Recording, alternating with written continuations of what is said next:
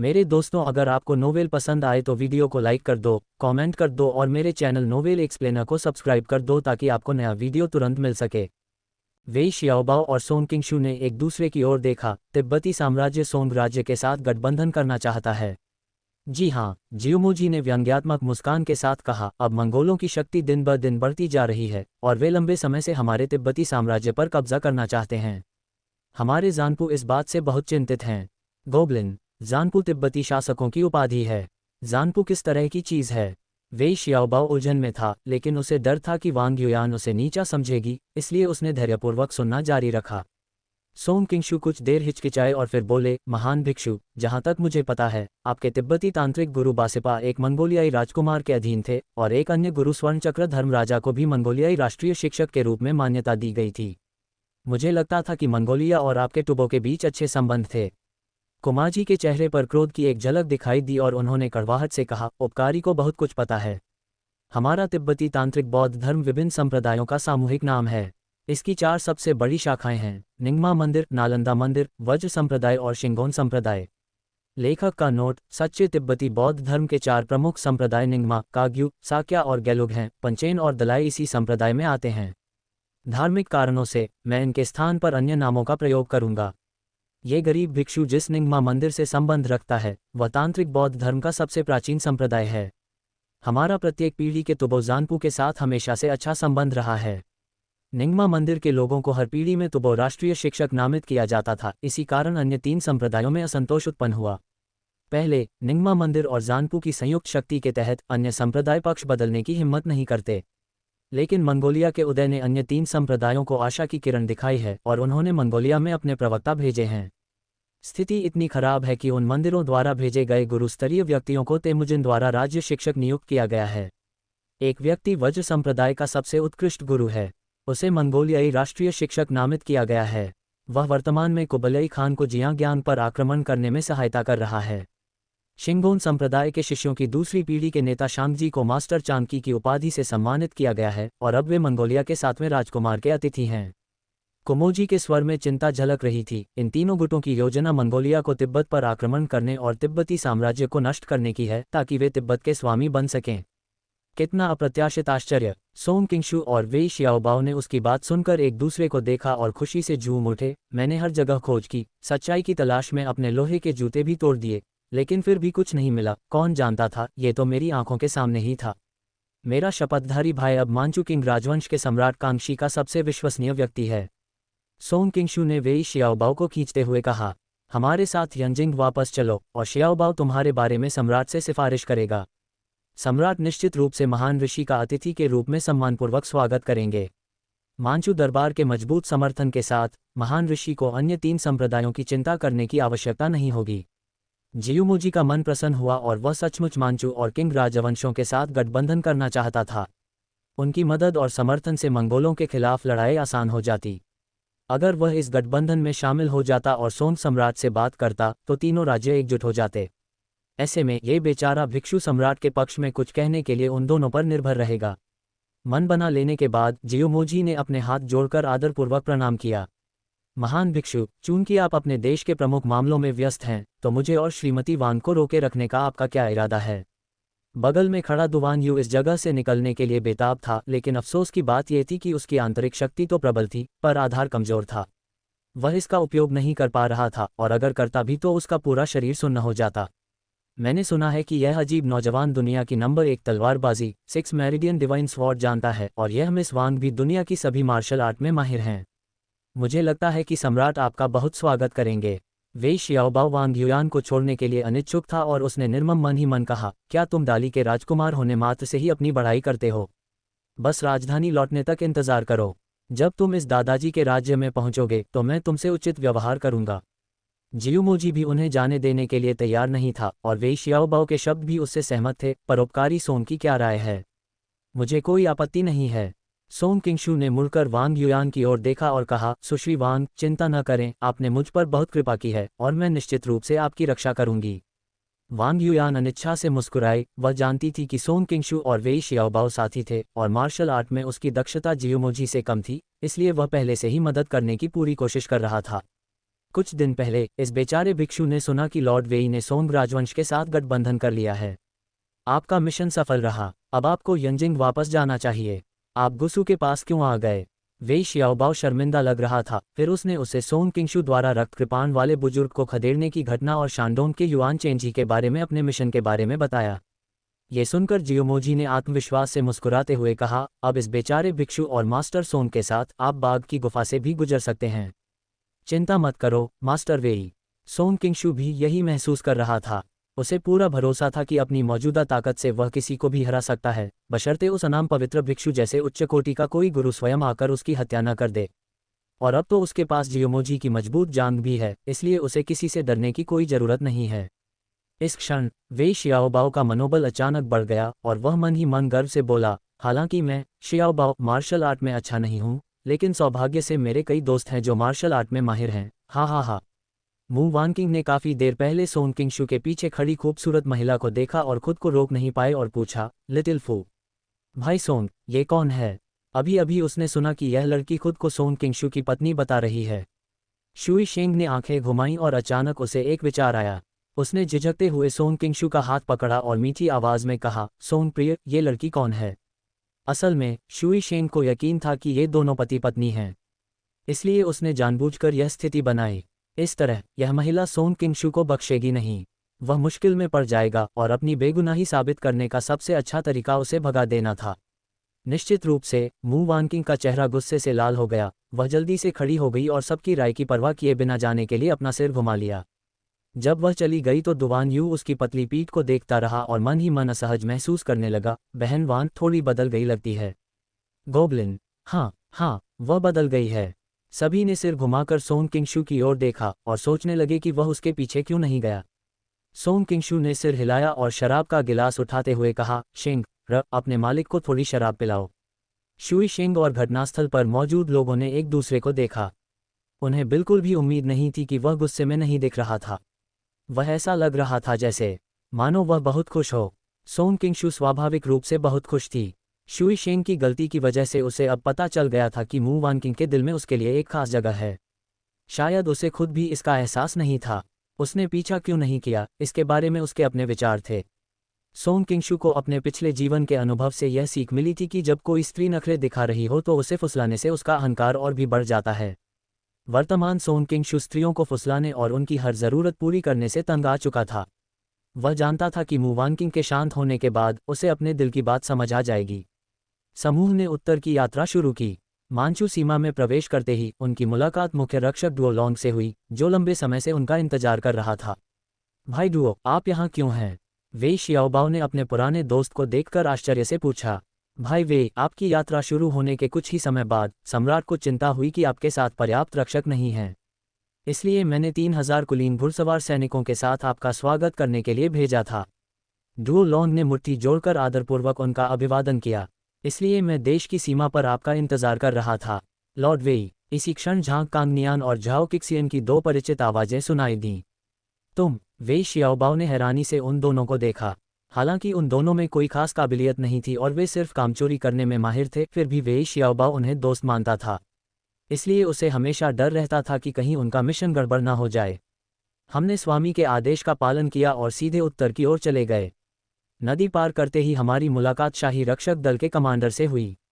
जब उसे पता चला कि स्वामी पर जानलेवा हमला हुआ है तो उसने हमें विशेष रूप से आदेश दिया कि हम कुछ न कहें और ये दिखावा करें कि स्वामी मिशन दल में हैं, ताकि दुश्मनों को भ्रमित किया जा सके और आपकी सुरक्षित वापसी के लिए आवरण प्रदान किया जा सके। झांग कांगनियान और झाओ किक्सियन ने एक दूसरे को देखा और दोनों मन ही मन प्रसन्न हुए। भाई सोंग और टुबो के गुरु जियोमोजी का बहुत बहुत धन्यवाद, जिन्होंने मुझे यहाँ तक पहुँचाया। वेई शियाओबाओ ने उन दोनों का परिचय डुओ लॉन्ग से कराया।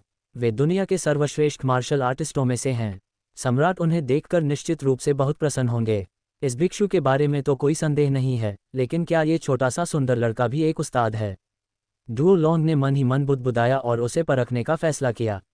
इस यात्रा के दौरान हमारे भाई वेई का ख्याल रखने के लिए मास्टर सोंग का धन्यवाद। डुओ लॉन्ग मुस्कुराया और सोंग किंगशु की ओर हाथ बढ़ाया। सोंग किंगशु को यह अजीब लगा, लेकिन फिर भी उसने हाथ मिलाया। डुओ लॉन्ग का चेहरा अचानक बदल गया। दरअसल चाहे वह कितना भी बल लगाए, दूसरा व्यक्ति बस मुस्कुराता हुआ उसे देखता रहा। डुओ लॉन्ग को आखिरकार एहसास हुआ कि उसने लोहे की चादर पर लात मार दी है। उसने उदास चेहरे के साथ अपना हाथ पीछे खींच लिया और कहा, मास्टर सोंग वाकई मार्शल आर्ट में बहुत कुशल हैं। अरे, आप लोगों को देखकर आखिरकार घर जैसा सुकून मिला। वेई शियाओबाओ ने अपने अंदर उमड़ रही हलचल को महसूस नहीं किया और राहत की एक लंबी सांस ली। क्या यहाँ आसपास कोई घूमने फिरने की जगह है? इस दौरान तो बस हवा में सोना और बेस्वाद खाना ही मिला। बहुत बोरियत हो रही थी। हालांकि वेई शियाओबाओ को रास्ते में सोंग किंगशू और अन्य लोगों ने सहारा दिया था, फिर भी लंबे समय से अपने परिचितों से संपर्क नहीं हुआ था, इसलिए वह थोड़ा चिंतित था। अब डुओ लॉन्ग जैसे पुराने दोस्तों को देखकर उसका दिल आखिरकार शांत हो गया। भाई वेई, अब जब आपने मुझे याद दिलाया तो मुझे वाकई कुछ याद आ गया। डुओ लॉन्ग ने अपनी बाहें उठाईं और मुस्कुराया। हाल ही में एक बेहद खूबसूरत वेश्या यांगजो शहर के एक वेश्यालय में आई है। वह एक परफॉर्मर होने का दिखावा कर रही है और खुद को बेच नहीं रही है। पूरे यांगजो शहर के सभी पुरुष उसके साथ एक रात बिताने का सपना देखते हैं, लेकिन मैंने सुना है कि अब तक कोई भी उसका मेहमान नहीं बन पाया है, और मुझे पूरा यकीन है कि भाई वेई उसे ज़रूर हासिल कर लेंगे। एक वेश्या जो कला बेचती है, खुद को नहीं बेचती। वेई शियाओबाओ बड़बड़ाया, लेकिन मन ही मन को उस रहा था, ये दादाजी तो इसी वेश्यालय में पैदा हुए थे। क्या तुम्हें लगता है कि मुझे अंदर की गतिविधियों का पता नहीं है? क्या ये लोग उसकी कीमत बढ़ाना चाहते हैं? कौन सी कुतिया पैसे से प्यार नहीं करती? हम तो बस कुछ मीठी मीठी बातें करो और उसे कुछ गिलास बढ़िया वसंत की शराब पिला दो। मुझे विश्वास नहीं होता कि उसके बाद वो अपने पैर नहीं फैलाएगी। गोब्लिन। वेई शियाओबाओ की माँ एक वेश्या थी। वसंत की शराब एक प्रकार का कामोत्तेजक है। वेई शियाओबाओ को मन ही मन अफसोस हुआ, लेकिन अफसोस की बात यह थी कि वह अपनी माँ को पहले ही राजधानी ले जा चुका था। लेकिन यह वेश्या आम वेश्याओं से अलग लगती है। जब डुओ लॉन्ग ने देखा कि वेई शियाओबाओ को उसकी बात पर यकीन नहीं हुआ, तो उसने तुरंत समझाया, वह किसी ग्राहक से मिलती भी नहीं है।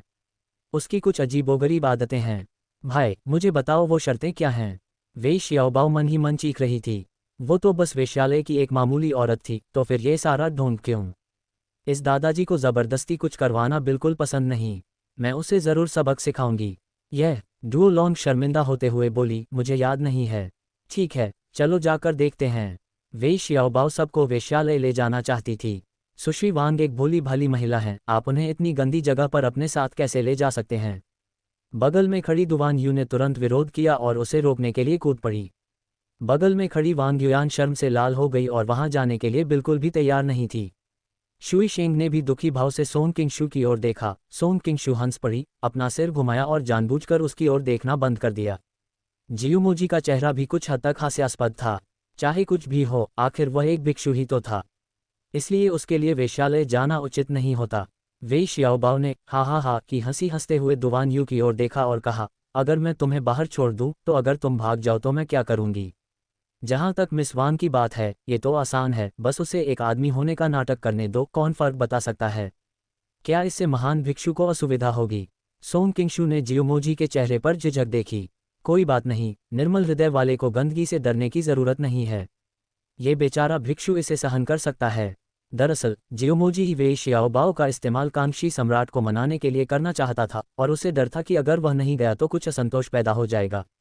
आओ, दोनों लड़कियों के लिए साफ कपड़े तैयार करो। ये देखकर डुओ लॉन्ग ने तुरंत सैनिकों को कार्रवाई करने का आदेश दिया। वांग युयान ने हल्के से अपने दांत भींचे, कुछ पल हिचकिचाई, दुवान यू को गौर से देखा, लेकिन फिर भी सैनिकों के पीछे चल पड़ी। उसकी नज़र देखकर दुवान यू हिल गया और उसे पछतावा हुआ। शुरुआत में चाचा और पिताजी ने मुझे मार्शल आर्ट सीखने के लिए कहा था, लेकिन मैंने नहीं सीखा, और अब मैं सुश्री वांग को इस तरह के दुख से नहीं बचा सकता।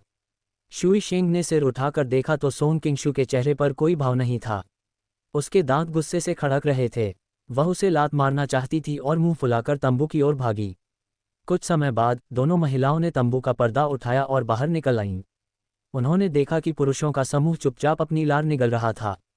सोंग किंगशू ने विद्वानों के वेश में सजी दो सुंदर और आकर्षक महिलाओं को देखा और उसका दिल उछल पड़ा। अब मुझे समझ में आया कि मेरे पिछले जन्म में कुछ लोग स्त्री वस्त्र धारण करने के इतने शौकीन क्यों थे।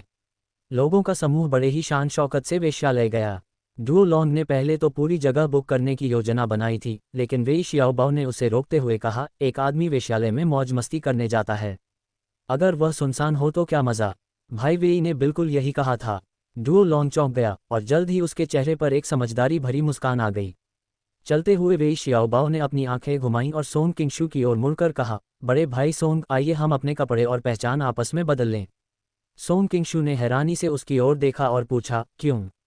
क्या मेरे कई दुश्मन मुझे जान से मारने की साजिश नहीं रच रहे हैं? वेश्यालय एक सार्वजनिक स्थान है, इसलिए वे ज़रूर कुछ न कुछ कोशिश करेंगे, और जब वे ऐसा करेंगे तो उन्हें ये बिल्कुल भी नहीं पता होगा कि उनका निशाना एक शक्तिशाली मार्शल आर्टिस्ट भाई सोंग है, और यही उनका अंत होगा। वेई शियाओबाओ ने शांत भाव से कहा, लेकिन उसके मन में एक अलग ही विचार चल रहा था। इस सरकारी वर्दी में इधर उधर जाना असुविधाजनक होगा। जब मैं उस वेश्यालय में जाकर उस वेश्या को थोड़ी सी शराब पिलाकर सबक सिखाऊंगा तो क्या सब कुछ बर्बाद नहीं हो जाएगा? लॉर्ड वेई सचमुच बहुत प्रतिभाशाली हैं, मैं उनकी प्रशंसा करता हूँ। झांग कांगनियान और झाओ किक्सियन चापलूसी करने का कोई भी मौका नहीं छोड़ते थे। परोपकारी वेई की बातें अनुचित नहीं हैं। जियोमोजी ने सोंग किंगशू की ओर देखा और सिर हिलाते हुए कहा, हमारे पास केवल मास्टर सोंग और वेई शियाओबाओ ही हैं जिनकी उम्र लगभग एक जैसी है। क्या दुवान यू भी यहाँ नहीं है? अगर उसे किसी हत्यारे के हाथों मरवा दिया जाए तो बेहतर होगा। सोंग किंगशू ने मन ही मन कोसते हुए कहा, और मानो दुवान यू को उसके मन की बात का अंदाजा हो गया हो, वह अनजाने में ही पीछे हट गया।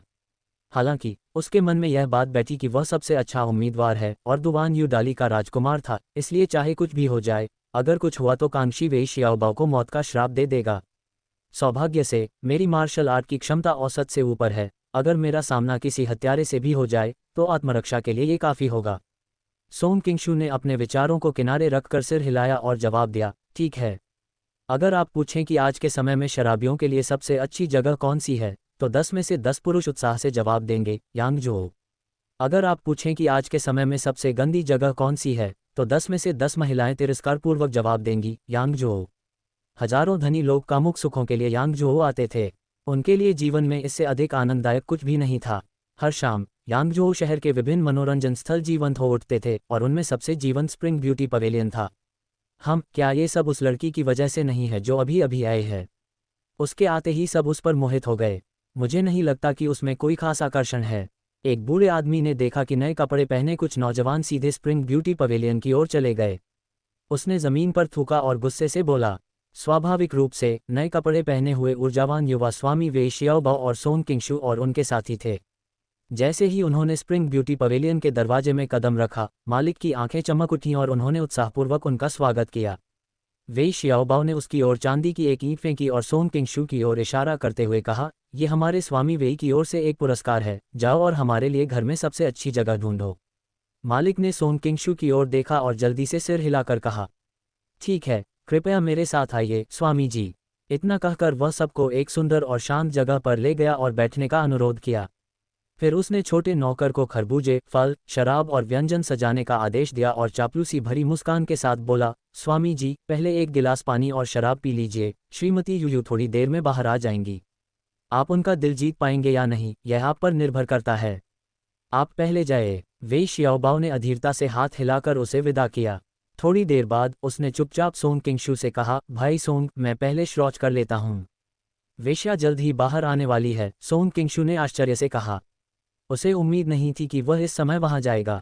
कोई बात नहीं, मैं वापस आकर उससे मिल लूंगी। आपको मेरे पीछे किसी को भेजने की ज़रूरत नहीं है, ताकि हमारी पहचान उजागर न हो।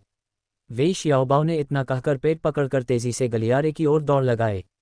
सबकी नज़रों से ओझल होते हुए वेई शियाओबाओ सीधी खड़ी हुई और चालाकी से मुस्कुराते हुए बोली, मुझे पहले गोदाम जाकर थोड़ी स्प्रिंग वाइन निकालनी है। वेई शियाओबाओ के जाने के कुछ ही समय बाद हॉल लोगों की उत्साहित आवाज़ों और उद्गारों से गूंज उठा। मिस यूयू यहाँ हैं। मुझे नहीं पता कि आज कौन सा आदमी इतना भाग्यशाली होगा कि वह उसका मेहमान बन सके। मिस यूयू चाहे गुस्से में हो या मुस्कुरा रही हो, दोनों ही स्थितियों में बेहद आकर्षक लगती हैं।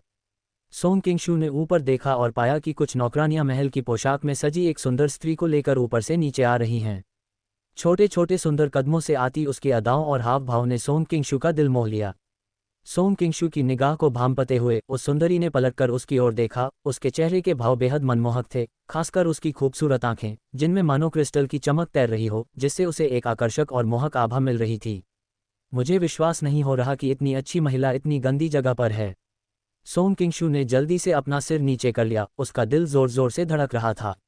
वह सचमुच एक युवती थी और वह बड़ी आसानी से स्त्रीत्व का भरपूर इस्तेमाल कर सकती थी।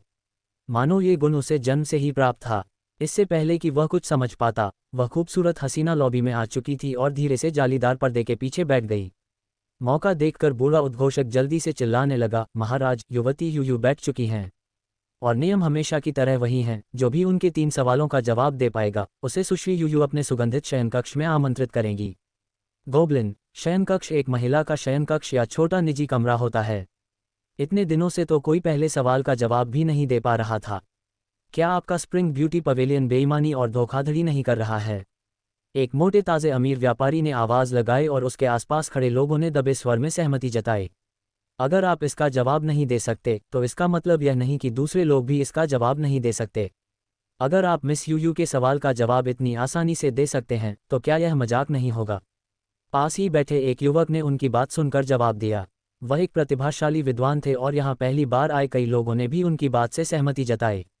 अरे, अगर तुम लोग खुद को इतना महान समझते हो तो खुद जाकर क्यों नहीं आजमा लेते? मोटे व्यापारी ने तिरस्कार भरे लहजे में कहा। उसका चेहरा बेहद घृणास्पद था। मुझे उम्मीद है कि मिस यूयू भी एक प्रश्न लिखेंगी। अभी बोलने वाली शीशेरान ने पर्दे की ओर अभिवादन किया। मिस यूयू ने थोड़ा झुककर सिर हिलाया लेकिन कुछ नहीं बोलीं। उसी क्षण उनके बगल में खड़ी एक नौकरानी खड़ी हुई और बोली, ध्यान से सुनो, हमारी मालकिन का पहला प्रश्न न तो संगीत, शतरंज, सुलेख, न ही शास्त्र और इतिहास का है।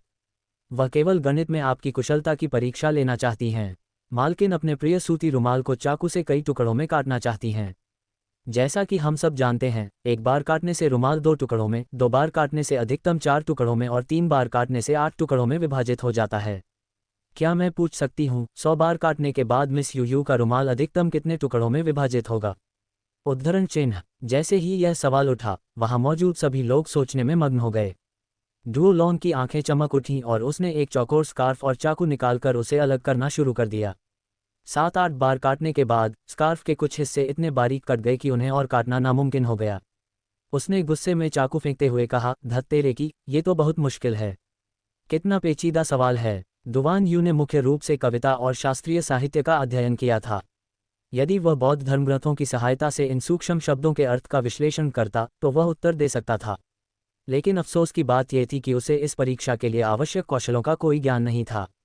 दुवान यू के विपरीत वांग युयान ने कई प्रकार की पुस्तकें पढ़ी थीं। उनका अध्ययन केवल मार्शल आर्ट या कन्फ्यूशियस की क्लासिक पुस्तकों तक ही सीमित नहीं था। उन्होंने गणित की कई पुस्तकें भी पढ़ी थीं, जैसे अंकगणित के 9 अध्याय और जोहोबी सुवानजिंग। ये प्रश्न सुनते ही उनका दिमाग तेजी से सोचने लगा और जल्द ही उन्हें उत्तर मिल गया, जिसे देखकर उनके चेहरे पर मुस्कान आ गई।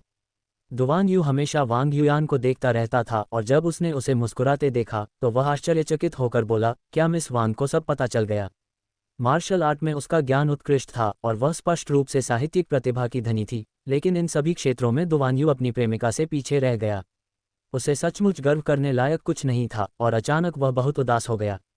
दुवान यू की बात सुनकर डुओ लॉन्ग, झांग कांगनियान, झाओ किक्सियन और अन्य लोग तुरंत उसके चारों ओर जमा हो गए और चापलूसी भरी मुस्कान के साथ बोले, सुश्री वांग, क्या आप हमें इसका उत्तर बता सकती हैं?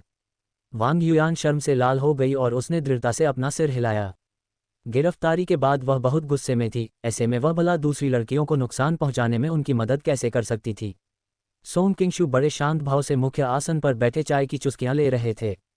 शुई शेंग ने उनकी यह मुद्रा देखी और उनकी आंखों के कोने से कुड़ गए और उन्होंने उत्सुकता से पूछा, क्या आपको भी उत्तर मिल गया? भविष्य में गुरुजी से पहले पूछना याद रखना।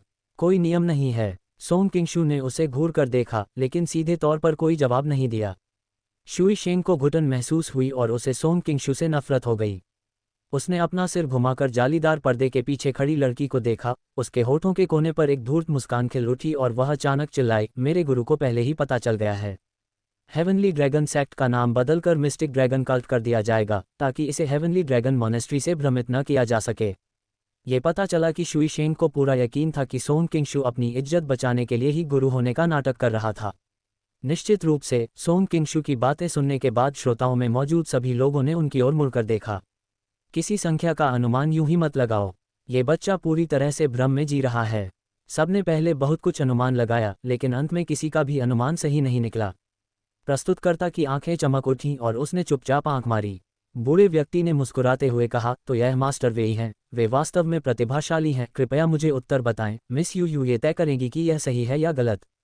भीड़ के कठोर शब्दों को सुनकर वांग युयान ने चिंता से सोंग किंगशू की ओर देखा। कई बार मिलने के बाद उसके मन में उसकी अच्छी छवि बन गई थी। वह उसे शर्मिंदा होते हुए नहीं देख सकती थी। वह चुपचाप उसे जवाब देने ही वाली थी कि शुई शेंग ने उसके विचारों को भांप लिया और उसे यह मौका नहीं दिया।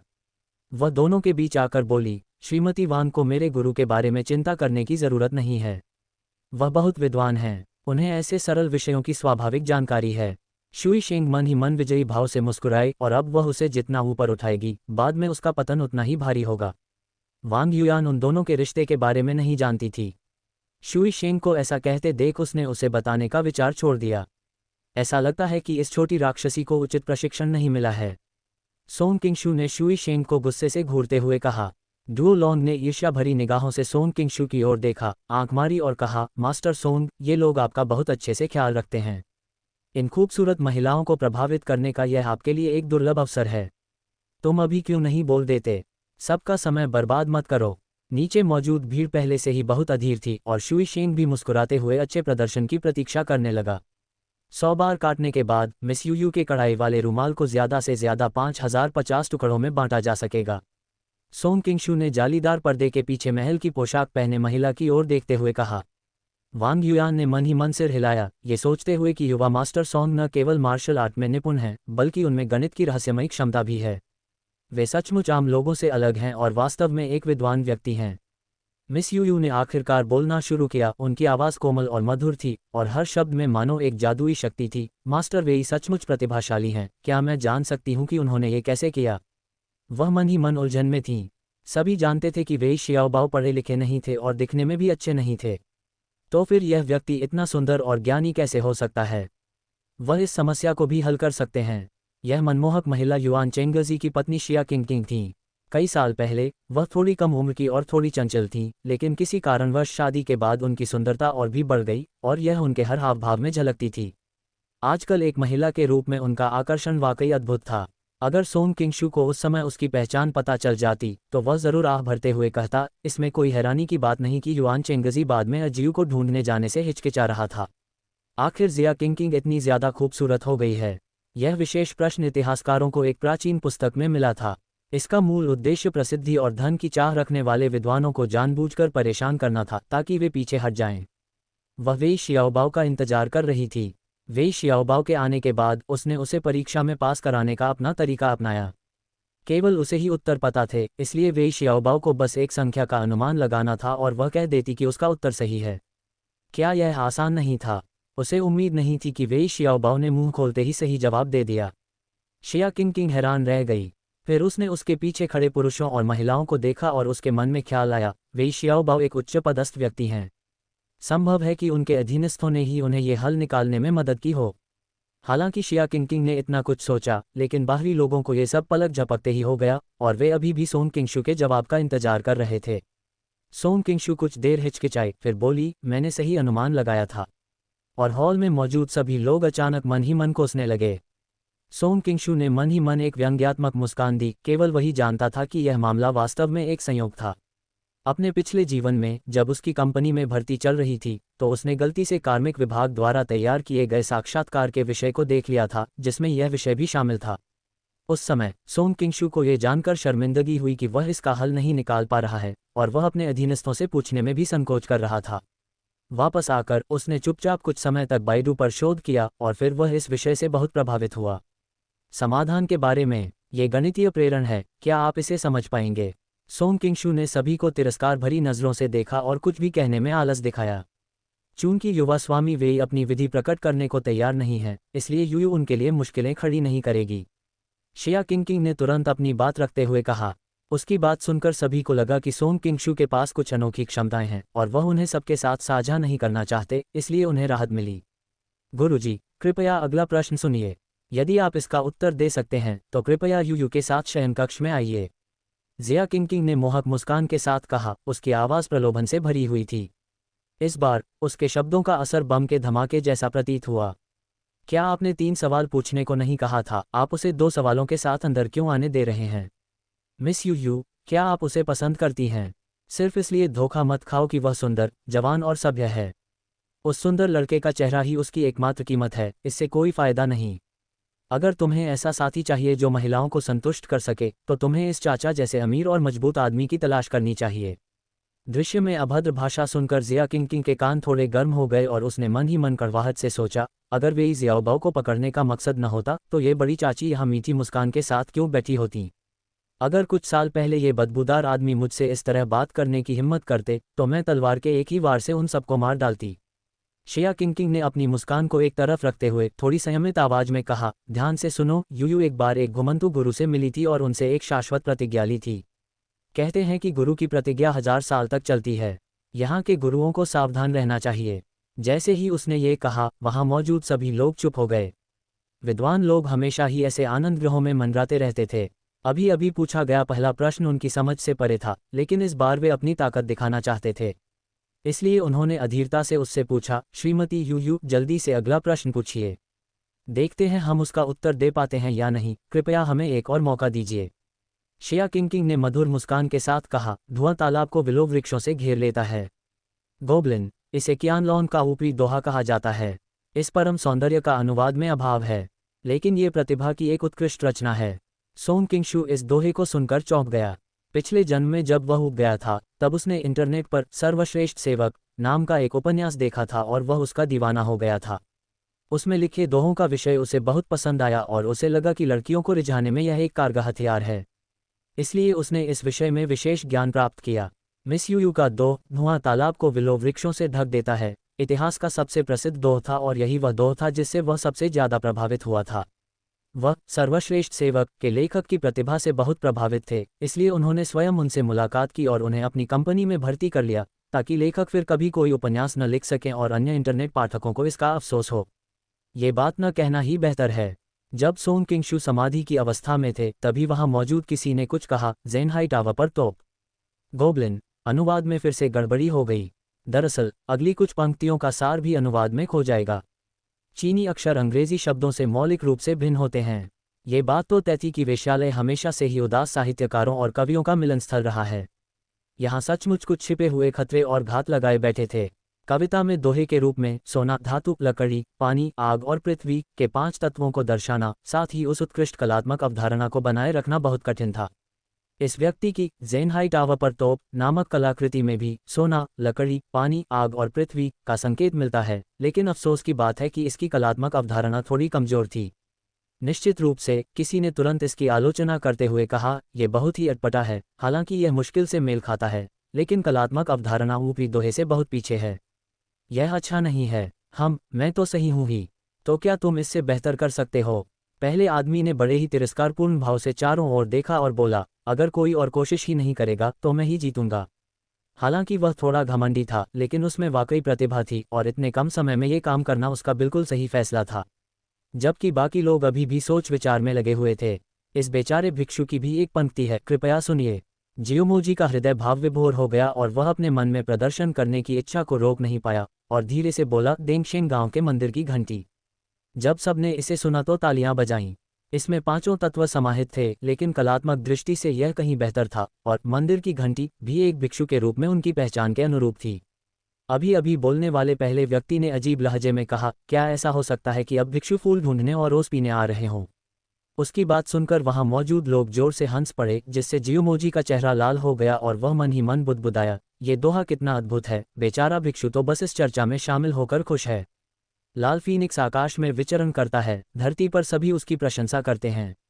दुवान यू ने मुस्कुराते हुए कहा और जियोमोजी की बुद्धिमत्ता की तुलना बुद्ध की बुद्धिमत्ता से की। लेकिन उनके उग्र चेहरे को देखकर उन्होंने तुरंत कहा, एक और दोहा भी है और मुझे आशा है कि गुरुजी उस पर टिप्पणी करेंगे। उबलती चाय की पत्तियां और वसंत की दीवार को तराशना। लेखक, तराशने के लिए पारंपरिक चीनी लिपि में एक स्वर्ण चिन्ह है। दृश्य में मौजूद सभी शराबी अशिक्षित नहीं थे। हालांकि कई लोग स्वयं अच्छे दोहे नहीं बना सकते थे, इसका अर्थ यह नहीं था कि वे इसकी सराहना नहीं करेंगे। उन्होंने इसकी प्रशंसा करते हुए इसे जियोमोजी से बेहतर बताया। हालांकि जियोमोजी की कलात्मक कल्पना उदात्त थी, पर वह सपाट और भिन्न थी। दुवान यू की कलात्मक कल्पना उनसे कमतर नहीं थी और उनका विरोधाभास स्पष्ट था, जो वास्तव में उत्कृष्ट था। क्या युवा स्वामी दुवान को भी यूयू में दिलचस्पी है? वांग युयान ने दुवान यू की ओर खाली निगाहों से देखा, उसकी आवाज में कोई भावभंगिमा नहीं दिखी। दुवान यू के लिए उसके शब्द बिजली की तरह गिरी और उसने जल्दी से समझाया, श्रीमती वांग, आपने गलत समझा है। मैं दूसरी महिलाओं से कैसे आकर्षित हो सकता हूँ? ये बस एक सनक थी। श्रीमती वांग, आपको मुझ पर विश्वास करना होगा। सोंग किंगशू जब दुवान यू को अपनी प्रेमिका के सामने अस्पष्ट रूप से बोलते हुए देख रहा था, तभी अचानक गार्ड ने उसे एक नोट थमा दिया। ऐसा लगता है कि यह स्प्रिंग ब्यूटी पवेलियन की एक लड़की द्वारा भेजा गया था। उसने उत्सुकता से उसे खोला और देखा कि उसमें 5 छोटे छोटे अक्षरों में कुछ लिखा था, यिनहान पुल पर लालटेन की एक पंक्ति। सोंग किंगशू ने सोच विचार करते हुए अपना सिर उठाया और पर्दे के पीछे बैठी लड़की की ओर देखा। वह भी सिर उठाए, होंठ सिकुड़े और थोड़ी शर्मिंदगी के साथ उसे घूर रही थी। सोंग किंगशू को समझ नहीं आया कि इसका क्या अर्थ है और उसने उसे एक बार फिर पढ़ा। शुई शेंग उसके बगल में खड़ी थी, नोट पर लिखे शब्द और दोनों के बीच की नोकझोंक उसकी नज़रों से छिपी नहीं थी, और वह नाराज़गी से बोले बिना नहीं रह सकी, लगता है मिस यूयू को आपसे पहली नज़र में ही प्यार हो गया। उन्हें डर था कि आप जवाब नहीं दे पाएंगे, इसलिए उन्होंने आपके लिए जवाब भेज दिया। डुओ लॉन्ग और बाकी लोग अचंभित रह गए और उसे देखने के लिए इकट्ठा हो गए, यहाँ तक कि दुवान यू भी तिरछी नज़रों से उसे घूर रहा था। सोंग किंगशू के हाथ में लिखे नोट को पढ़ने के बाद सभी ने आह भरी, अरे हमारी किस्मत खराब है। भाई सोंग, यह मिस यूयू साफ तौर पर आपको पसंद करती हैं। उन्हें निराश मत करना। सोंग किंगशू का चेहरा शांत रहा, लेकिन उसके दिल में छिपा गर्व स्पष्ट था। आखिरकार पुरुषों में इस मामले में तुलना करने की स्वाभाविक प्रवृत्ति होती है। उसी क्षण मिस यूयू की आवाज़ सुनाई दी, क्या मैं जान सकती हूँ कि मास्टर वेई के पास इसका जवाब है? मुझे पता है। शुई शेंग को खुद भी नहीं पता था कि वह क्या सोच रही है, और उसने झट से चिल्लाकर कहा, यिनहान पुल पर लालटेन की एक कतार। शिया किंकिंग का दिल उछल पड़ा और उसने अपने चेहरे के भाव बदले बिना अपनी शांति बनाए रखने की कोशिश की और अनिच्छा से मुस्कुराते हुए कहा, इस युवा स्वामी ने अब तक का सबसे अच्छा दोहा बोला है। वहां मौजूद सभी लोगों ने सहमति में सिर हिलाया। वे ये जानने के लिए पूछताछ करने लगे कि यह कौन सा युवा मास्टर है। वह न केवल दिखने में सुंदर था, बल्कि उसकी साहित्यिक प्रतिभा भी अद्भुत थी। आखिर यह प्रतिभाशाली व्यक्ति कौन था? डुओ लॉन्ग और झांग कांगनियान ने एक दूसरे को देखा और उनके दिलों में एक ही विचार कौंधा, भाई वेई की पत्नियां सचमुच सबसे अच्छी हैं और बाकी सभी दूसरी महिलाओं से बेहद ईर्ष्या करती हैं। शुई शेंग की जल्दबाजी का दौर बीतने के बाद उसे अपने किए पर पछतावा होने लगा। उसने डरते हुए सोंग किंगशू की तरफ देखा, लेकिन जब उसने देखा कि वह अभी भी शांत है तो उसकी जीभ निकल पड़ी। वह सच में बहुत प्यारा था। सौभाग्य से वे भीड़ से काफी दूर थे, वरना ये जंगली लोग उसे देख लेते। उसने पुरुषों के कपड़े पहने हुए थे, लेकिन उसके हाव भाव किसी बच्ची जैसे थे, जिससे और भी हंगामा मच सकता था। शिया किंकिंग गुस्से से पैर पटकने लगी और सोंग किंगशू की तरफ घूरकर देखने लगी। वह सोच रही थी कि यह वेई शियाओबाओ कितना बेवकूफ़ है। जवाब उसकी आंखों के सामने था, लेकिन दूसरे आदमी ने उसे छीन लिया। अब उसे सोचना पड़ेगा कि आगे क्या करना है। उसे अपने कमरे में बुलाने का कोई और बहाना ढूंढना होगा। सोंग किंगशू ने पहले तो इसे गंभीरता से नहीं लिया, लेकिन अभी जब उसकी नज़र जिया किंकिंग की मुस्कुराती और गुस्से से भरी आंखों से मिली तो उसका दिल जोर से धड़कने लगा। उसने गला साफ करते हुए कहा, मेरे पास भी एक दोहा है। आशा है मिस यूयू मुझे कुछ सलाह देंगी। शिया किंकिंग की आंखें चमक उठीं और उसने सोचा कि यह बिल्कुल सही है, भले ही वह सही न हो, फिर भी उसे अपने शयन कक्ष में आमंत्रित करने का पूरा अधिकार है। न्यायाधीश मैं हूँ और आज रात अंतिम निर्णय मेरा ही होगा। मास्टर वेई बहुत प्रतिभाशाली हैं, यह अवश्य ही कुछ असाधारण होगा। सोंग किंगशू खड़े हुए, अपनी आंतरिक ऊर्जा का उपयोग किया और अपना उत्तर सभी के कानों तक पहुंचाया। सुश्री यूयू का ऊपरी दोहा, धुआं विलो वृक्षों से तालाब को बंद कर देता है, और फिर निचला दोहा, जिंजियांग बांध में जलते हुए आड़ू के पेड़ होना चाहिए। हर दोहे के प्रस्तुत होने के बाद, चाहे वह अच्छा हो या बुरा, वहां मौजूद हर कोई तुरंत उस पर टिप्पणी करता था। लेकिन जैसे ही सोंग किंगशू की आवाज़ बंद होती, पूरा माहौल एक अजीब सी शांति में डूब जाता था। वांग युआन की खूबसूरत आंखें चमक उठीं और उसने चुपचाप सोंग किंगशू के चेहरे पर नजर डाली और बहुत उदास महसूस करते हुए कहा, काश मेरे चचेरे भाई में भी उसकी तरह साहित्यिक प्रतिभा होती तो कितना अच्छा होता।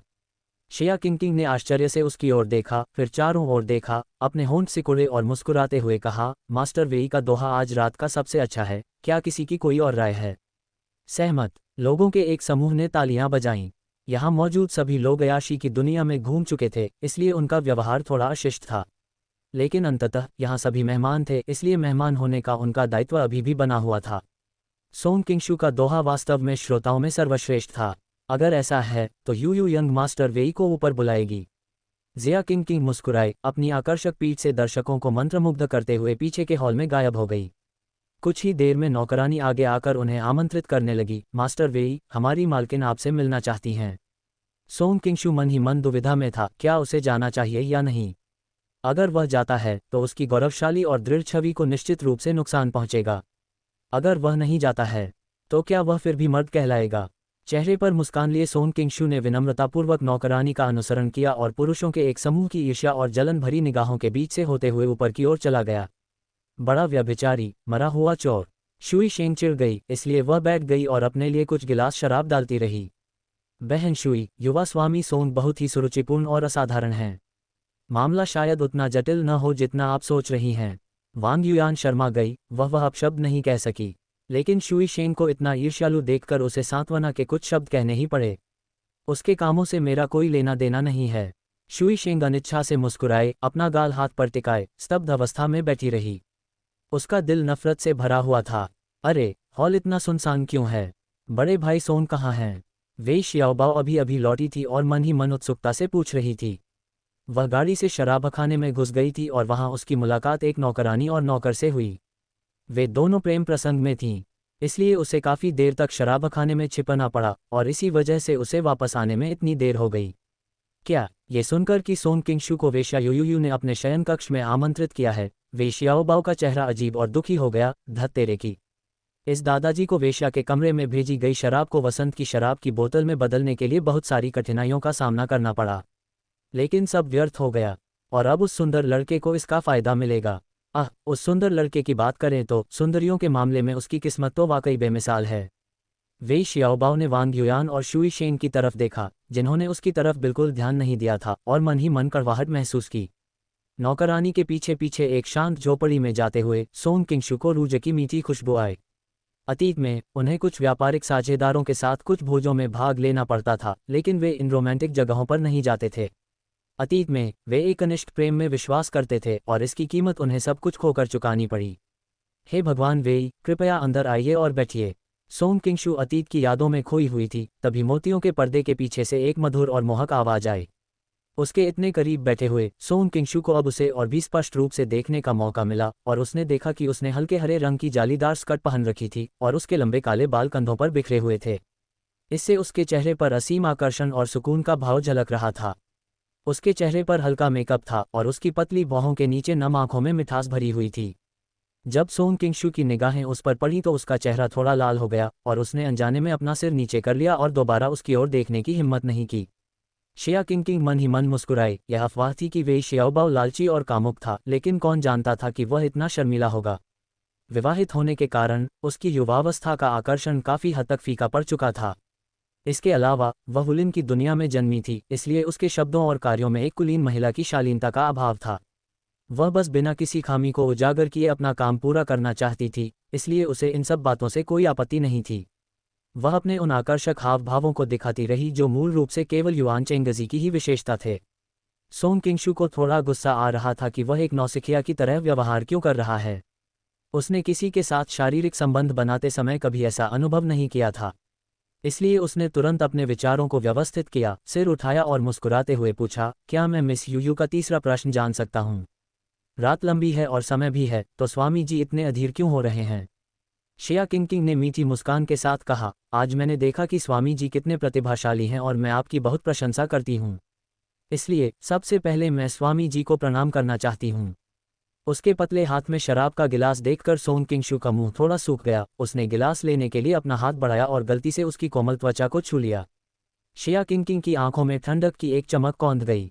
उसने सोचा, अगर समय को टालने और बड़े भाई युआन और बाकी लोगों के बाहर मौजूद पहरेदारों को हटाने का इंतजार न होता तो मैं तुम्हें तलवार के एक ही वार से मार डालती।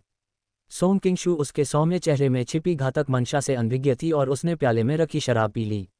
शराब उसके पेट में उतरी और तुरंत गर्मी का एहसास हुआ, लेकिन उसकी त्वचा से आने वाली शीतलता का एहसास नहीं मिटा सका। यह एक बेहद सुखद अनुभूति थी। मिस युयू कहाँ से हैं? सोंग किंगशू ने पूछा। पिछले जन्म में वह अक्सर अपने उस दोस्त पर हंसता था जो क्लब जाते ही हर बार किसी न किसी लड़की का पीछा करता रहता था। उसे उम्मीद नहीं थी कि इस बार भी उसे ऐसा ही महसूस होगा। उसे इस बात का अफसोस था कि इतना प्रतिभाशाली व्यक्ति ऐसी गंदी जगह पर फंस गया। ये नौकरानी तो कब की भूल चुकी है। शिया किंग की आंखों में उदासी की चमक आ गई और वह मुस्कुराए, आज रात लियांचेंग शहर कितना सुंदर है। हमें हवा, फूलों, बर्फ और चांद के बारे में बात करनी चाहिए, दुख की बातें करने की क्या ज़रूरत है? उसके चेहरे पर उदासी और बेबसी साफ झलक रही थी। मैं असभ्य थी, ये सोचकर कि अभी अभी कही गई उसकी बातों से शायद उसे अपने जीवन के दुख याद आ गए होंगे। सोंग किंगशू को अचानक थोड़ा अफसोस हुआ। मैं इस गिलास शराब से माफ़ी मांगती हूँ। युवा स्वामी मेरे मेहमान हैं, मैं उन्हें यह नीरस शराब अकेले कैसे पीने दे सकती हूँ? जिया किंग ने हल्की सी मुस्कान बिखेरी, फिर वेई जियाओबाओ द्वारा दी गई बोतल उठाई, गिलास में थोड़ी सी डाली और एक ही बार में पूरी पी गई। प्रायोजित अध्याय। आइए इस अध्याय को प्रायोजित करने वाले को धन्यवाद दें। चेतावनी, यह एक उत्तेजक अध्याय है। उन दोनों में से एक आधुनिक युग से आया था और कविता के बारे में कुछ नहीं जानता था, जबकि दूसरा वुलिन में पैदा हुआ था और उसे कविता बिल्कुल पसंद नहीं थी। अंत में उनकी शुरुआती नोकझोंक एक सामान्य बातचीत में बदल गई। कुछ प्याले शराब पीने के बाद सोंग किंगशू का पूरा शरीर अचानक थोड़ा गर्म हो गया और उसे लगा कि सामने बैठी महिला उसे और भी अधिक आकर्षक लग रही है। शिया किंग को भी गर्मी और बेचैनी महसूस हुई और उसने अनजाने में अपने गले के निचले हिस्से को खींच लिया, जिससे उसकी बर्फीली त्वचा दिखाई दी, मानो बादलों के पीछे से उभरता हुआ चंद्रमा दिखाई दिया हो। युवा स्वामी बड़े ही सौम्य और दयालु हैं। आज मौसम इतना गर्म है, फिर भी वे यू को और अधिक पीने के लिए लगातार मना रहे हैं। शिया किंग की आंखें थोड़ी खुली और उसकी आवाज़ में शिकायत और बच्चे जैसी अदा झलक रही थी। इस समय उसने यांगजोऊ की मशहूर दरबारी यू का किरदार बखूबी निभाया था। पता चला है कि स्प्रिंग ब्यूटी पवेलियन ने हाल ही में पश्चिमी क्षेत्रों से औषधीय पेय पदार्थों का एक नया बैच पेश किया है। पहले की दवाओं के विपरीत इस प्रकार का पेय पदार्थ लोगों को बेहोश नहीं करता, बल्कि उनके दिल में छिपी वासना को कई गुना बढ़ा देता है और उन्हें बिना एहसास हुए ही मदहोश कर देता है। बाद में उन्हें लगेगा कि उन्होंने जो कुछ भी किया वह उनकी अपनी इच्छा से किया था। ये शराब बहुत कीमती थी, लेकिन बहुत कम लोग जानते थे कि वेई शियाओबाओ स्प्रिंग ब्यूटी पवेलियन में पला बड़ा था। उसे सबसे अच्छी शराब की पहचान थी। उसने चुपके से इसे उस बोतल की जगह रख दिया जो वेश्या के कमरे में भेजी जाने वाली थी। फिर वह चुपके से अंदर जाकर फूलों और ओस का आनंद लेना चाहता था। किसे पता था कि उसकी सारी मेहनत के बाद अनजाने में सोंग किंगशू को इसका लाभ मिलेगा। इतनी बढ़िया शराब है, इस तरह पीना कितना उबाऊ है। शराब के असर से सोंग किंगशू धीरे धीरे शांत हो गई और उसने शरारती मुस्कान बिखेरी। क्या मैं जान सकती हूँ कि इसे रोचक बनाने के लिए मुझे क्या करना चाहिए? जिया किंग उलझन में दिखी और मुस्कुराते हुए उनकी ओर देखा। सब जानते हैं कि शराब का आनंद दो चीज़ों के साथ लिया जा सकता है, पैसा और कलाबाजी। लेकिन अक्सर लोग यह नहीं जानते कि शराब पीने का सबसे बेहतरीन तरीका है किसी खूबसूरत, मनमोहक स्त्री को बाहों में भरकर उसके लाल होठों से धीरे धीरे शराब पीना। सोंग किंगशू की आंखों में एक धूर्त आकर्षण था और वह उसे तीव्र निगाहों से देख रहा था। युवा मालिक जानते हैं कि यू खुद को नहीं बेचती, शिया किंग को पता नहीं क्यों। हालांकि उसने दूसरे पक्ष की स्पष्ट छेड़छाड़ सुनी, लेकिन उसे जरा भी गुस्सा नहीं आया। उसने अपनी कोमल और नम आंखों से सोंग किंगशू को देखा। उसे अचानक थोड़ी शर्मिंदगी महसूस हुई और उसकी आवाज़ बदल गई और अधिक चंचल, बहुत अधिक आकर्षक हो गई। तुम ऐसा इसलिए कह रही हो क्योंकि तुम्हारी मुलाकात उस नियति के व्यक्ति से नहीं हुई। सोंग किंगशू उठी और जिया किंग के पास आकर उसके कोमल चेहरे को हल्के से छुआ और मुस्कुराते हुए बोली, मैं वह व्यक्ति बनना चाहती हूँ और हम बाल सफ़ेद होने तक साथ रहना चाहते हैं। शिया किंग ने उसे अपनी ठुड्डी छूने दी। उसके चेहरे पर थोड़ी सी शर्म झलक उठी और उसका दिल हिरन की तरह धड़कने लगा। उसे लगा जैसे वह कुछ महत्वपूर्ण भूल गई हो और अवचेतन रूप से उसे यह गलत लगा, लेकिन अब वह सुस्त महसूस कर रही थी। उसमें जरा भी ताकत नहीं थी और सचमुच किसी और चीज़ के बारे में सोचने की कोई ऊर्जा नहीं बची थी। शिया किंग मुड़ी और दांत भींच लिए। उसकी लहराती स्कर्ट ने सोंग किंगशू को मंत्रमुग्ध कर दिया। उसने अपना पतला हाथ बढ़ाया, सोंग किंगशू को पास के स्टूल पर धीरे से दबाया और अपने दाहिने हाथ से एक घूंट पिया। वह सोंग किंगशू की बाहों में ऐसे समा गई मानो उसका शरीर हड्डियों का न हो और अपनी बाहें उसकी गर्दन में डाल दीं। उसने अपने कोमल लाल होंठ उसके होंठों पर रख दिए, जबकि सोंग किंगशू स्तब्ध रह गया। सोंग किंगशू को ऐसा लगा जैसे किसी लचीली और कोमल वस्तु से उसके दांत खोल दिए गए हों, और फिर उसने उसके मादक होठों से उसके मुंह में परोसी गई मीठी शराब का स्वाद चखा। काफ़ी देर बाद जिया किंग ने अपने हाथ सोंग किंगशू के कंधों पर रखे। उसके गाल लाल हो गए थे और उसने अपनी आंखों में दिल लिए उसकी ओर देखा। क्या यही तरीका है? अपनी गोद में बैठी उसकी ऊर्जावान और लचीली आकृति को महसूस करते हुए सोंग किंगशू को अचानक अपनी नाभि के 3 इंच नीचे गर्मी का एहसास हुआ और वह झुककर उसे चूमने से खुद को रोक नहीं पाया। एक कोमल आह की आवाज़ के साथ जिया किंग ने धीरे धीरे अपनी आंखें बंद कर लीं और उसे अपनी निरर्थक हरकतें जारी रखने दीं। हत्यारे हैं, लॉर्ड वेई की रक्षा करो। इसी समय बाहर से एक तेज चीख सुनाई दी। जिया किंग मानो किसी गहरे सपने से जाग उठी हो। उसे ये देखकर गहरा सदमा लगा कि वह सचमुच एक खतरनाक स्थिति में है। जैसे ही उसके विचार स्पष्ट हुए, वह चौंक गई और उसने सोंग किंगशू को धक्का देकर दूर कर दिया। साथ ही जोरदार थप्पड़ भी लगा। मिस यू आप। सोंग किंगशू ने अपने जलते हुए गाल को छुआ और उसे उम्मीद नहीं थी कि जो महिला कुछ क्षण पहले तक इतनी स्नेहपूर्ण थी, उसने अचानक अपना रवैया बदल दिया और उसे पहचानना भी बंद कर दिया। जैसे ही उसके मन में पहले के दृश्य फिर से ताज़ा हुए, जिया किंग ने मन ही मन विलाप किया, ये सब क्या हो रहा है? बाहर से आ रही चीख पुकार से वह जाग उठी। उसे पसीना आ रहा था और उसके शरीर में शराब का औषधीय प्रभाव आधे से ज्यादा कम हो चुका था। उसे लगा जैसे उसका पूरा शरीर सुन्न हो गया हो और उसने मेज पर रखी बोतल उठाकर उसे सूंघा। जिया किंगकिंग का चेहरा पीला पड़ गया। खिड़की के छेद से उसने देखा कि युआन चेंगजी चोटी वाले एक युवक पर हमला कर रही थी। उसे यह समझने में जरा भी देर नहीं लगी कि उसने गलत व्यक्ति को फंसा लिया है।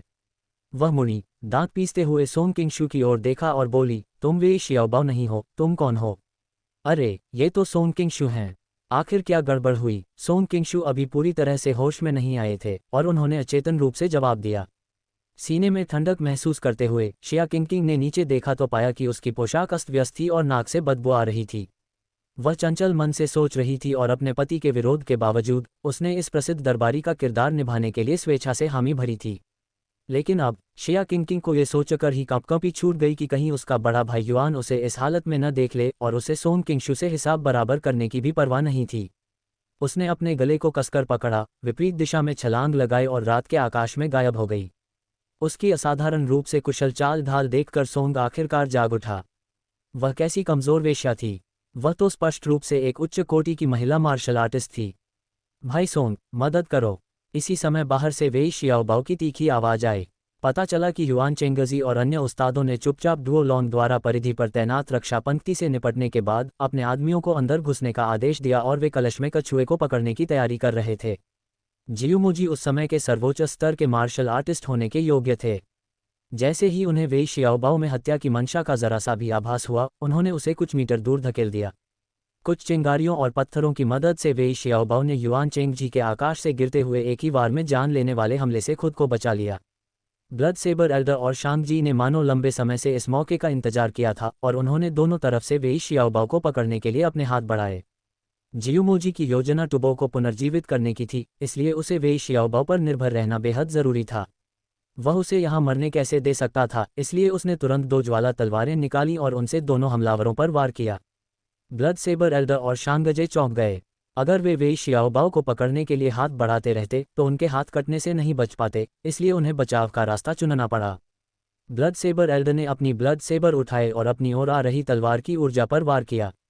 आग और लोहे के टकराने जैसी आवाज के बाद ब्लड सेबर एल्डर ने अपने हाथ में पकड़ी ब्लड सेबर को हैरानी से देखा। प्रतिद्वंद्वी की वह ऊर्जा जो कुछ ही फीट दूर से उन पर लगी थी, उससे मुकाबला बराबरी पर खत्म हुआ। दूसरी ओर शांगजी ने लगातार कई जोरदार हथेली के प्रहार किए और फिर अपने ऊपर आ रही तलवार की ऊर्जा को दूर भगा दिया, लेकिन उनमें प्रतिद्वंद्वी पर पलटवार करने की शक्ति नहीं बची थी। वह मन ही मन आश्चर्यचकित रह गया। हालांकि वह शिंगोन संप्रदाय का सर्वोपरि गुरु था, जियुमोजी ने कई वर्षों तक पूरी दुनिया की यात्रा की थी। वह खुद को तांत्रिक बौद्ध धर्म के संप्रदायों में सर्वोपरि मानता था। लेकिन इस लड़ाई में उसे एहसास हुआ कि उसके प्रतिद्वंद्वी की मार्शल आर्ट उससे कहीं अधिक उन्नत थी। उसी समय डुओ लॉन्ग ने तुरंत प्रतिक्रिया करते हुए अपनी तलवार निकाली और वेई शियाओबाओ के सामने रक्षा के लिए खड़ी हो गई। उसने स्वर्गीय ड्रैगन संप्रदाय के नेता होंग गैंटोंग को रोक दिया, जो हमले के अवसर की प्रतीक्षा कर रहा था। शाही रक्षक दल के प्रमुख होने के नाते डुओ लॉन्ग की मार्शल आर्ट स्वाभाविक रूप से कमजोर नहीं थी, लेकिन उनकी मार्शल आर्ट युद्ध क्षेत्र के लिए अधिक उपयुक्त थी। इस तरह की आमने सामने की लड़ाई में वे बुरी तरह पिछड़ गए। कुछ ही वार में होंग गैंटोंग के जोरदार प्रहार से खून निकल आया और डुओ लॉन्ग किनारे पर रखी मेजों और कुर्सियों के बीच जा गिरे। सौभाग्यवश उसके संघर्ष ने उसे पर्याप्त समय दिला दिया और वेई शियाओबाओ ने आखिरकार प्रतिक्रिया दी और रोते चिल्लाते हुए तेजी से किनारे की ओर भागी। भाई सोंग, मदद करो! होंग गैंटोंग मुस्कुराया, फिर शिकार पर झपटने वाले चील की तरह आगे बढ़ा। वह वेई शियाओबाओ की गर्दन पकड़ने ही वाला था। उसी क्षण होंग गैंटोंग ने हवा में एक तीखी आवाज सुनी। बिजली जैसी उस गति ने होंग गैंटोंग के चेहरे के भावों को एकदम बदल दिया। अपनी कमर की ताकत का इस्तेमाल करते हुए वह तेजी से पलट गया और उस झटके से बच गया, लेकिन अफसोस की बात यह थी कि पुराने दांव पेच आजमाने के बावजूद भी वह उसे पूरी तरह से नहीं रोक पाया। अपनी बाह में बने नए छेद को छूते हुए होंग गैंटोंग ने उदास चेहरे से पीछे मुड़कर देखा और पाया कि थोड़ी ही दूर पर एक खंभे में लकड़ी की तलवार गड़ी हुई थी और तलवार का मूठ अभी भी काम रहा था। एक अनुभवी मार्शल आर्ट मास्टर होकर आपने ऐसे व्यक्ति पर हमला किया जिसे मार्शल आर्ट का बिल्कुल भी ज्ञान नहीं है। सोंग किंगशू अपने पंजों को हल्के से हिलाते हुए दूसरी मंजिल से नीचे उतरी और वेई शियाओबाओ के सामने खड़ी हो गई। बड़े भाई सोंग, ये मिस्टिक ड्रैगन कल्ट के होंग संप्रदाय के नेता हैं। ये एक शक्तिशाली मार्शल आर्टिस्ट हैं। आपको सावधान रहना होगा। वेई शियाओबाओ सोंग किंगशू के पीछे छिप गई और आखिरकार उसे राहत मिली। तो तुम ही हो वो नौजवान जिसके बारे में ब्लड सेबर एल्डर ने इतनी बातें की थी, और तुम में वाकई कुछ काबिलियत है। उसकी आवाज़ खत्म होते ही हॉन गैंगटोंग वहां से गायब हो गया और उसने हथेली से वार करके सोन किंगशू का चेहरा तोड़ने की कोशिश की। सोन किंगशू तक पहुंचने में बस कुछ ही कदम बचे थे कि हॉन गैंगटोंग के चेहरे के भाव अचानक बदल गए और उसने जल्दी से अपना हाथ पीछे खींच लिया और एक तरफ कूद गया। दुर्भाग्य से तब तक बहुत देर हो चुकी थी और तलवार के वार से उसका कंधा घायल हो गया। खाली खंभे को देखकर और फिर सोन किंगशू के हाथ में वापस आए लकड़ी की तलवार को देखकर हॉन गैंगटोंग ने हैरानी से कहा, ड्रैगन कैप्चरिंग हैंड। गोब्लिन, कल्पना कीजिए कि एक जेडी मास्टर दूर से अपनी लाइटसेबर वापस ले रहा है। हाँ, हमारा नायक भी गुप्त रूप से एक जेडी मास्टर था। हम इसे बहुत बार देखेंगे। सोन किंगशू भावहीन रहा, लेकिन उसे अपने इस दांव पर मन ही मन गर्व था। ये वास्तव में 18 ड्रैगन वशीकरण हथेलियों की जुड़वां ड्रैगन जल लाते हैं तकनीक का ही एक रूप था। उसने इसमें थोड़ा सुधार किया था, लेकिन ये ड्रैगन कैप्चरिंग हैंड के समान ही प्रभाव पैदा कर सकता था। यह एक प्रकार की तलवारबाजी से प्रेरित था जिसे उसने अपने पिछले जीवन में काल्पनिक फिल्मों में देखा था। बेशक इसे पूरी तरह से काल्पनिक स्तर पर करना असंभव था, लेकिन 100 मीटर के दायरे में यह संभव था। हॉन गैंगटोंग बहुत गुस्से में था। अब उसे प्रतिद्वंद्वी की लकड़ी की तलवार से 2 बार चोट लग चुकी थी। पहला वार मामूली था, बस त्वचा पर हल्की खरोंच आई थी, लेकिन दूसरे वार से उसका कंधा घायल हो गया और तलवार की ऊर्जा उसकी हड्डियों में समा गई। उसे डर था कि अब वह अपनी मूल मार्शल आर्ट का केवल 70% ही प्रदर्शन कर पाएगा। ऐसा नहीं था कि हॉन गैंगटोंग की मार्शल आर्ट का स्तर कम था। पहला तलवार का हमला अचानक हुआ और सोन किंगशू ने बड़ी चतुराई से तलवार छोड़ी।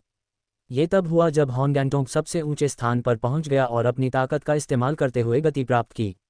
दूसरे तलवार के वार की बात करें तो हॉन गैंगटोंग ने मार्शल आर्ट में अपने दशकों के अनुभव में कभी ऐसी लंबी तलवार नहीं देखी थी जो कुछ मीटर दूर जाने के बाद अपने आप वापस आ जाए। बिना किसी सावधानी के इससे उसकी पीठ पर एक घाव हो गया और सोन किंगशू द्वारा वापस खींची गई लकड़ी की तलवार से वह घायल हो गया। हालांकि जियोमोजी लड़ाई में व्यस्त था, लेकिन वह हमेशा मैदान पर हो रहे दृश्यों पर ध्यान देता था और यह सब देखकर उसके चेहरे के भाव में सुधार आया। युआन चेंगजी, जो उससे लड़ रहा था, मन ही मन शिकायत कर रहा था। आज का मामला बस एक सिलसिलेवार मोड़ ले रहा था।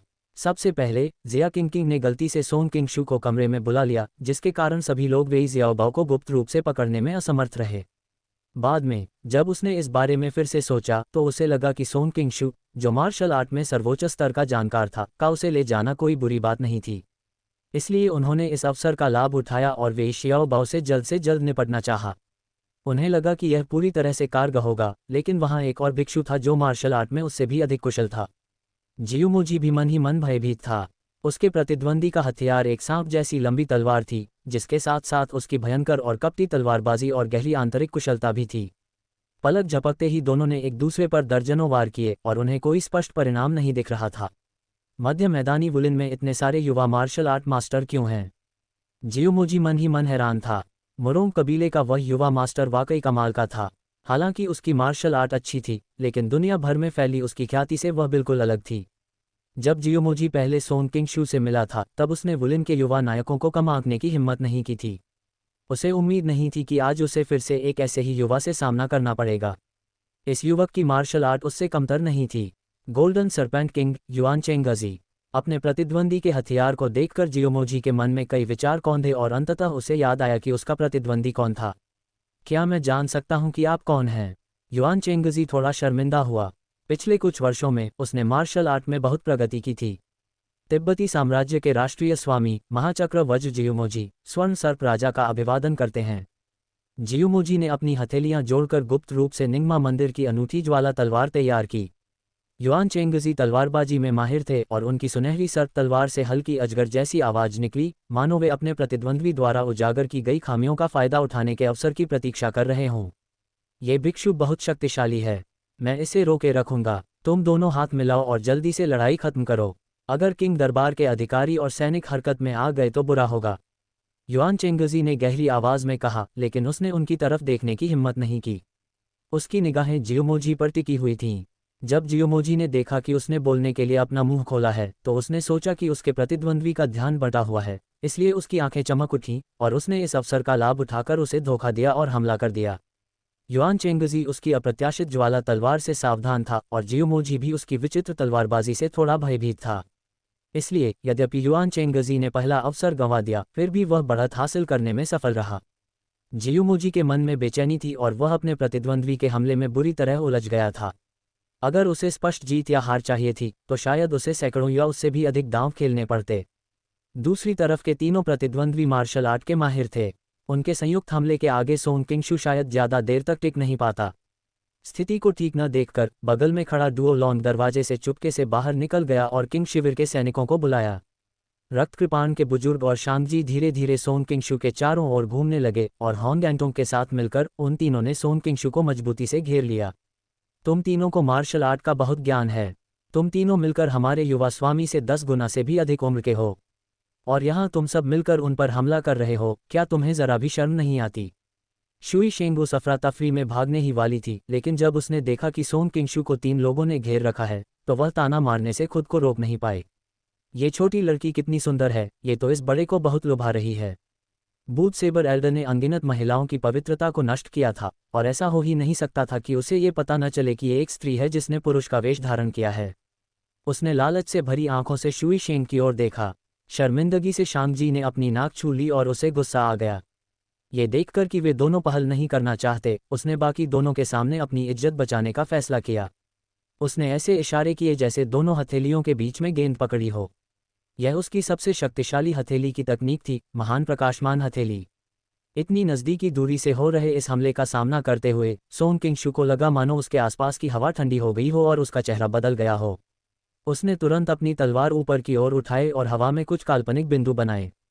शांगजी भयभीत हो गया। ये युवक इतना कम उम्र का था, लेकिन मार्शल आर्ट में उसका ज्ञान किसी अनुभवी गुरु के समान था। उसने अभी अभी जिन बिंदुओं पर वार किया वे उसके द्वारा निर्मित आभा के कमजोर बिंदुओं पर थे, और यही उसकी हथेली की तकनीक की सबसे बड़ी कमजोरी थी। उसकी तकनीक कुछ मीटर आगे तक एक बल क्षेत्र बनाकर लाभ उत्पन्न करती थी। बल क्षेत्र जितना मजबूत होगा उतना ही यह प्रतिद्वंद्वी के निर्णय और जवाबी हमले की क्षमता को प्रभावित करेगा। किसने सोचा था कि महान प्रकाशमान हथेली के निर्माण के पूरा होने से पहले ही प्रतिद्वंद्वी की भयंकर तलवार की आभा से बल क्षेत्र अचानक बिखर जाएगा। सांगजी ने जोर से सांस ली। उसके मुंह के कोने पर खून के कुछ निशान दिखाई दिए। ये स्पष्ट था कि उसे गंभीर आंतरिक चोटें आई थीं। सोन किंगशू भी अछूता नहीं रहा।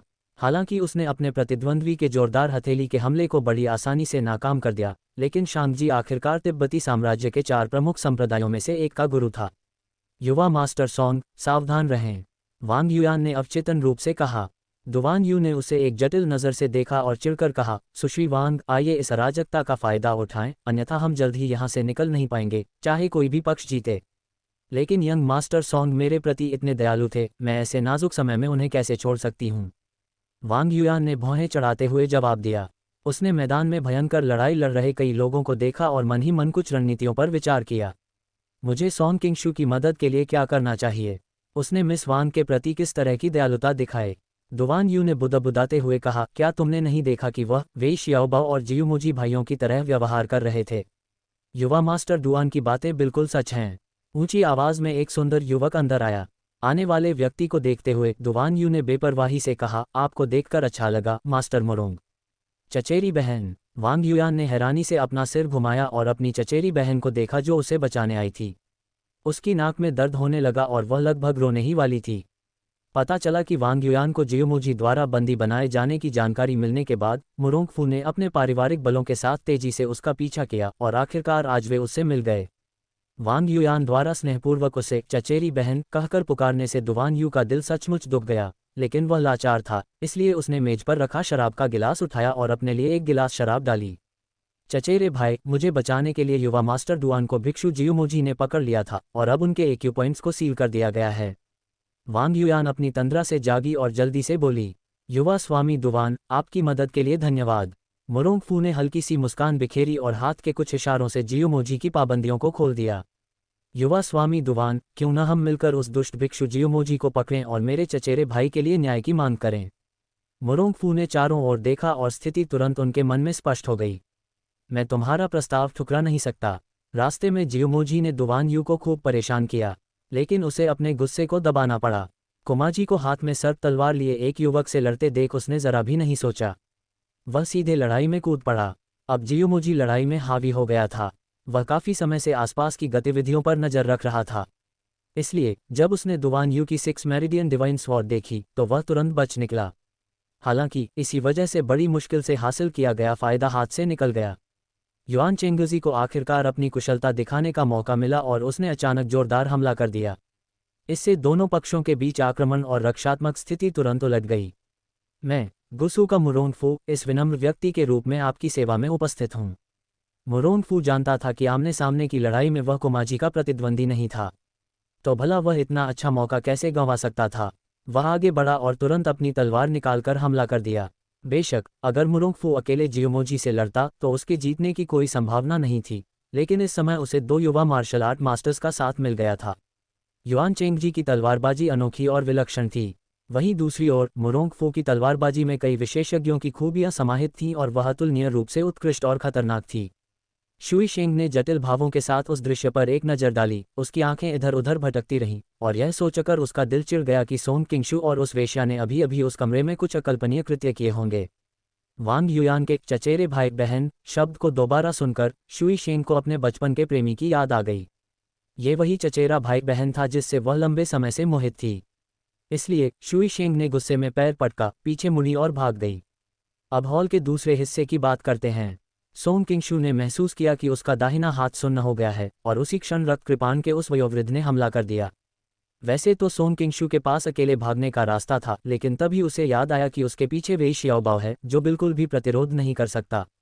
अगर वह पकड़ा गया तो उसका भयानक अंत होगा। उसकी कई भावी योजनाएं उस पर निर्भर थीं और वह उन्हें व्यर्थ नहीं जाने दे सकता था। उसने वेई शियाओबाओ को कंधों से पकड़कर खींचा और दूसरी मंजिल पर कूद गया। उसकी योजना 3 लोगों के घेरे से बाहर निकलकर उनसे अलग अलग निपटने की थी। उसे इस बात का अंदाजा नहीं था कि होंग एंटोंग काफी समय से अपनी गति बढ़ा रहा था और ठीक इसी क्षण वह बिजली की तरह तेजी से बाहर निकला और हथेली के प्रहार से सोंग किंगशू की पीठ पर वार किया। पफ! सोंग किंगशू ने मुंह भरकर खून थूका। अगर उसके शरीर की रक्षा करने वाली उसकी शक्तिशाली आंतरिक ऊर्जा न होती तो होंग एंटोंग की मजबूत हथेली से वार होने पर आम लोगों का दिल चकनाचूर हो जाता। शांगजी और रक्त कृपाण के बुजुर्ग ने भी हमला किया और सोंग किंगशू ने कुछ चतुर तरीकों से उनका मुकाबला किया, लेकिन रक्त कृपाण के बुजुर्ग की कृपाण फिर भी उसकी गर्दन पर निशाना साधने में कामयाब रही। मेरी जिंदगी खत्म हो गई। सोंग किंगशू के दिल में एक सिहरन दौड़ गई और उसके दिमाग में अपने सिर को हवा में उड़ते हुए देखने का दृश्य कौंध गया। उसी क्षण डिंग की आवाज के साथ एक छिपे हुए हथियार ने ब्लड सेबर एल्डर की तलवार पर प्रहार किया और दृश्य में मौजूद तीनों चौंक गए, इसलिए नहीं कि निशाना कितना शानदार था, बल्कि इसलिए कि वह छिपा हुआ हथियार एक सुनहरा सर्पबाण था। जब उन्होंने संदेह से पीछे मुड़कर देखा तो उन्होंने पाया कि युआन चेंगजी और मुरोंगफू जियोमोजी को घेरे हुए थे और इस छिपे हुए हथियार को लॉन्च करने के लिए कोई अवसर नहीं था। उसकी तरफ मत देखो, मैंने स्वर्ण सर्पबाण चलाया है, जिया किंगकिंग ने आगे आकर कहा। इस समय उसके चेहरे पर किसी जादूगरनी जैसा आकर्षण नहीं था। उसके चेहरे पर एक गंभीर और गरिमापूर्ण भाव था। शांगजी ने अपनी उंगलियों से सोंग किंगशू के प्रमुख एक्यूपॉइंट्स को छुआ और उसे रोक लिया। फिर उसने अपना सिर उठाया और सोचा, मैडम युआन ने मुझे उसे मारने क्यों नहीं दिया। इस मैडम को अभी भी उनसे कुछ ज़रूरी सवाल पूछने हैं। उन्हें पकड़ने में मेरी मदद करने के लिए आप सभी का धन्यवाद। जिया किंगकिंग ने अपने दाहिने कमर पर हाथ रखकर घुटने मोड़कर थोड़ा झुककर विनम्रता दिखाई। शांगजी और होंग एंटोंग पर इसका कोई खास असर नहीं पड़ा। शांगजी एक भिक्षु थे और कई सालों से किसी भी विपरीत लिंगी व्यक्ति के साथ उनका कोई करीबी रिश्ता नहीं था।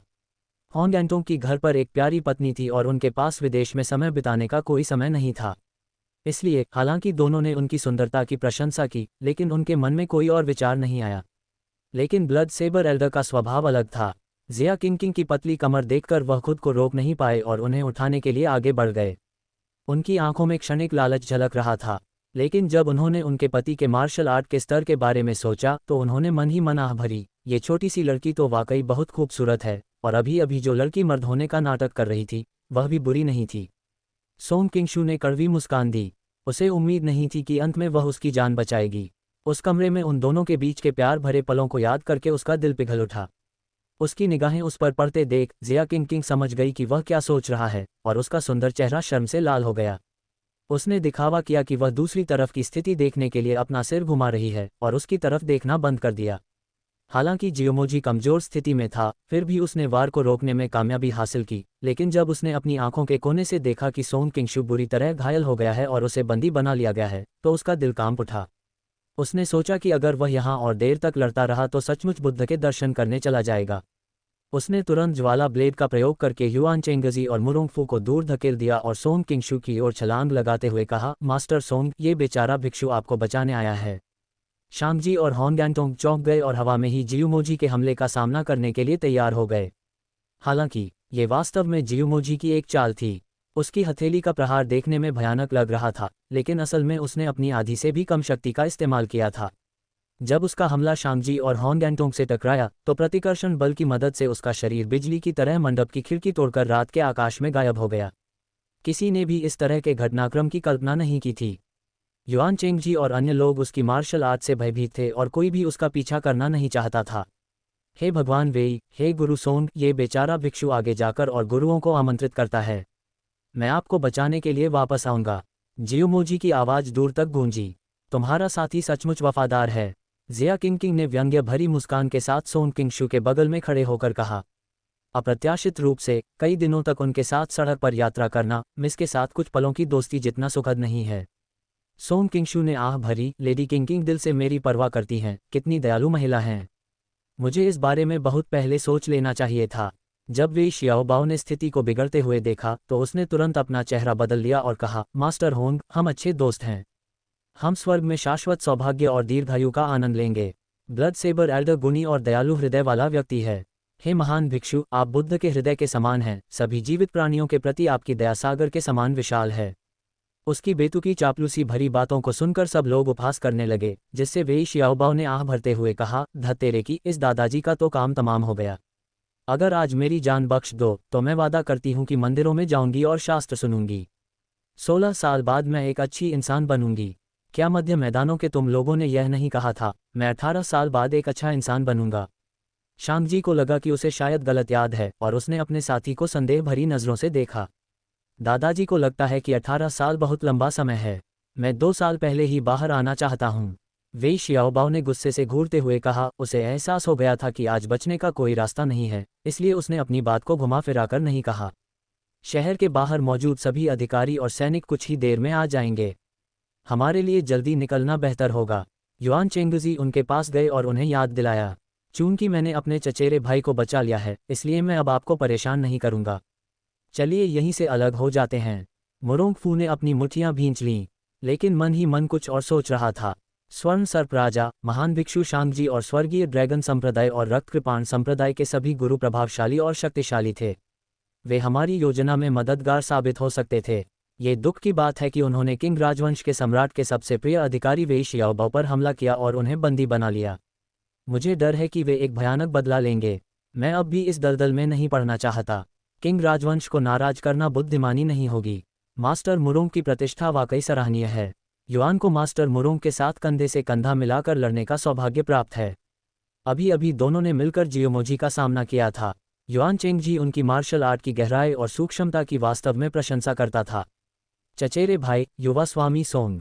वांग युआन ने मुरोंगफू की आस्तीन खींची और सोंग किंगशू की ओर देखा, जो सुस्त लग रही थी और उसकी आंखों में चिंता थी। आपकी चिंता के लिए धन्यवाद, मिस वांग।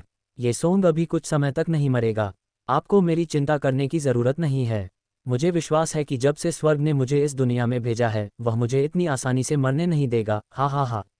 सोंग किंगशू ने खून थूका और उसकी हंसी निराशा से भरी थी। सोंग किंगशू मुरोंगफू के उस स्वभाव को भली भांति जानता था जिसमें वह लाभ को प्राथमिकता देता था और हानि से बचता था। इतने सारे गुरुओं की उपस्थिति में उसके लिए उसे बचाना असंभव था। उसने अनुमान लगाया कि मुरोंगफू कई बड़े बड़े बहाने बनाकर चतुराई से उसे मना कर देगा। जब मैं मरने वाला हूं तो मुझे कुछ पाखंडी बातें क्यों सुननी चाहिए और उनसे घृणा क्यों करनी चाहिए। कितने समय से मिले नहीं हैं, यंग मास्टर सोंग अभी भी कितने खुले विचारों वाले हैं। चचेरी बहन, यहाँ ज़्यादा देर रुकने की जगह नहीं है, चलो चलते हैं। मुरोंगफू वांग युआन को लेकर मंडप के प्रवेश द्वार पर चले गए और गायब हो गए। मिस वांग, मेरा इंतज़ार कीजिए। दुवान यू जल्दी से उनके पीछे चलने लगी। सोंग किंगशू और वेई शियाओबाओ को बांधने के बाद उन्हें एक गाड़ी में फेंक दिया गया और उनके साथ के लोग जल्दी से शहर से बाहर निकल गए। जब डुओ लॉन्ग अंततः सैनिकों को स्प्रिंग ब्यूटी पवेलियन ले गया और जमीन पर पड़े पहरेदारों को देखा तो वेई शियाओबाओ गायब हो चुका था और उसका चेहरा पीला पड़ गया। उसने तुरंत आदेश दिया, जल्दी से शहर से बाहर निकलकर उनका पीछा करो। युआन चेंगजी और उनके साथी पूरी तरह से तैयार थे। वे भेस बदले हुए थे। उनका भागने का रास्ता बहुत ही पेचीदा था और पीछा करने वाली सेना को उन्होंने तुरंत चकमा दे दिया। एक दिन दोपहर में आराम करने के लिए रुकते समय ब्लड सेबर एल्डर ने वेई शियाओबाओ को एक भयंकर नज़र से देखा, फिर अपना सिर घुमाकर युआन चेंगजी से कहा, गोल्डन सरपेंट किंग, तुमने इस बच्चे को एक ही वार में क्यों नहीं मार डाला और उसे अपने साथ लेकर भाग क्यों नहीं गए। ब्लड सेबर एल्डर और शांगजी को यांगजोउ छोड़ना पड़ा और उन्हें डर था कि वेई शियाओबाओ को फिर से बचा लिया जाएगा, जिससे मिशन विफल हो जाएगा। इसलिए वे युआन चेंगजी और उनके दल के पीछे पीछे गए। लेकिन इन दिनों तिब्बत की स्थिति को लेकर वे बहुत बेचैन थे और अंततः ब्लड सेबर एल्डर ने जोर से पूछा, यह युआन चेंगजी इस भ्रष्ट अधिकारी को स्वर्ण सर्प शिविर में वापस ले जाना चाहता है और शानडोंग में विद्रोही सेना के नेताओं को बुलाकर उसे ध्वज के सम्मान में बलिदान के रूप में मारने का प्रस्ताव रखता है, ताकि शानडोंग में विद्रोही सेना का मनोबल बढ़ाया जा सके। युआन चेंगजी ने कांगशी सम्राट के सत्ता में आने के बाद से विद्रोही सेना की स्थिति पर विचार किया। उसका हृदय दुखी था। हाल के वर्षों में विद्रोहियों का मनोबल कुछ कम हो गया था और वे अपने आरंभिक जोश को खो चुके थे। उसने आशा व्यक्त की कि सम्राट के प्रिय मित्र और प्रिय अधिकारी को मारकर वह जनता का मनोबल बढ़ा सकेगा। वेई शियाओबाओ को उसकी बातें सुनकर दिल में सिहरन सी दौड़ गई और उसने सोचा, धिक्कार है। ये छोटा कमीना दिखने में वफादार और ईमानदार लगता है, इतना क्रूर कैसे हो सकता है। अगर मैं उसके साथ वापस गया तो मेरा सिर कलम कर दिया जाएगा। इसके विपरीत ये भयंकर दिखने वाला रक्त कृपाण वाला बुजुर्ग, उसकी आंखों में तीखी चमक थी। उसने तुरंत मन बना लिया और चिल्लाकर कहा, ओह, मुझे पेशाब करना है। ब्लड सेबर एल्डर उसके पास गया और अधीरता से बोला, जहां हो वहीं पेशाब कर लो। वेई शियाओबाओ ने चापलूसी भरी मुस्कान दिखाते हुए कहा, बेशक इससे मुझे कोई फर्क नहीं पड़ता। बस बात यह है कि नीचे पेशाब से मछली जैसी बदबू आएगी, जिससे इस बुजुर्ग की खाने की भूख पर असर पड़ेगा। कितना बदनसीब। ब्लड सेबर एल्डर ने बिस्कुट एक तरफ फेंक दिए, उसे 10 मीटर दूर उठाकर ले गए और उसके शरीर पर बंधी रस्सी खोल दी। अरे जल्दी करो, अगर भागने की हिम्मत की तो यह एल्डर तुम्हारी टांगें तोड़ देगा। अरे मेरी हिम्मत कैसे हुई? दरअसल शाओबाओ आपसे बात करना चाहती है, बड़े साहब। वेई शाओबाओ मुस्कुराए और उसकी ओर देखा। उसके चेहरे पर पहले जैसी जल्दबाजी नहीं थी। मैं तुम्हारी बात क्यों सुनूं? ब्लड सेबर एल्डर ने तिरस्कारपूर्वक अपना सिर घुमाया। बड़े साहब, क्या आपको लगता है कि मेरे मरने के बाद भी आपका काम पूरा हो जाएगा? वेई शियाओबाओ ने उनकी अवहेलना को नज़रअंदाज करते हुए पूछा। स्वाभाविक रूप से, इसलिए तुम्हें जल्दी से मर जाना चाहिए। ब्लड सेबर एल्डर ने उसे गुस्से से घूरा। ये तो हास्यास्पद है। कितना हास्यास्पद। वेई शियाओबाओ हंसते हुए सिर हिलाया और दया भरी नज़रों से उसकी ओर देखा। ब्लड सेबर एल्डर ने सीधे उसकी ओर देखा और पूछे बिना नहीं रह सका, तुम किस बात पर हंस रहे हो? मैंने तुम पर इसलिए हंसा क्योंकि तुम एक मूर्ख भिक्षु हो और किसी काम के नहीं हो। तुम इतने बेवकूफ़ हो कि तुम्हें अपनी स्थिति का भी एहसास नहीं है। वेई शियाओबाओ ने तिरस्कार भरी नज़र से उसकी ओर देखा। बच्चे, तुम्हें कलह पैदा करने की ज़रूरत नहीं है। ब्लड सेबर एल्डर मुस्कुराया, इस एल्डर ने तुम्हारे जैसे बच्चे से ज़्यादा नमक खाया है। वह युआन चेंगजी बहुत चालाक है। वह शानडोंग विद्रोहियों का समर्थन पाने और अपनी प्रतिष्ठा बढ़ाने के लिए मुझे मार डालेगा। मेरे मरने से तुम्हें क्या लाभ होगा? वेई शियाओबाओ ने व्यंग्य करते हुए पूछा।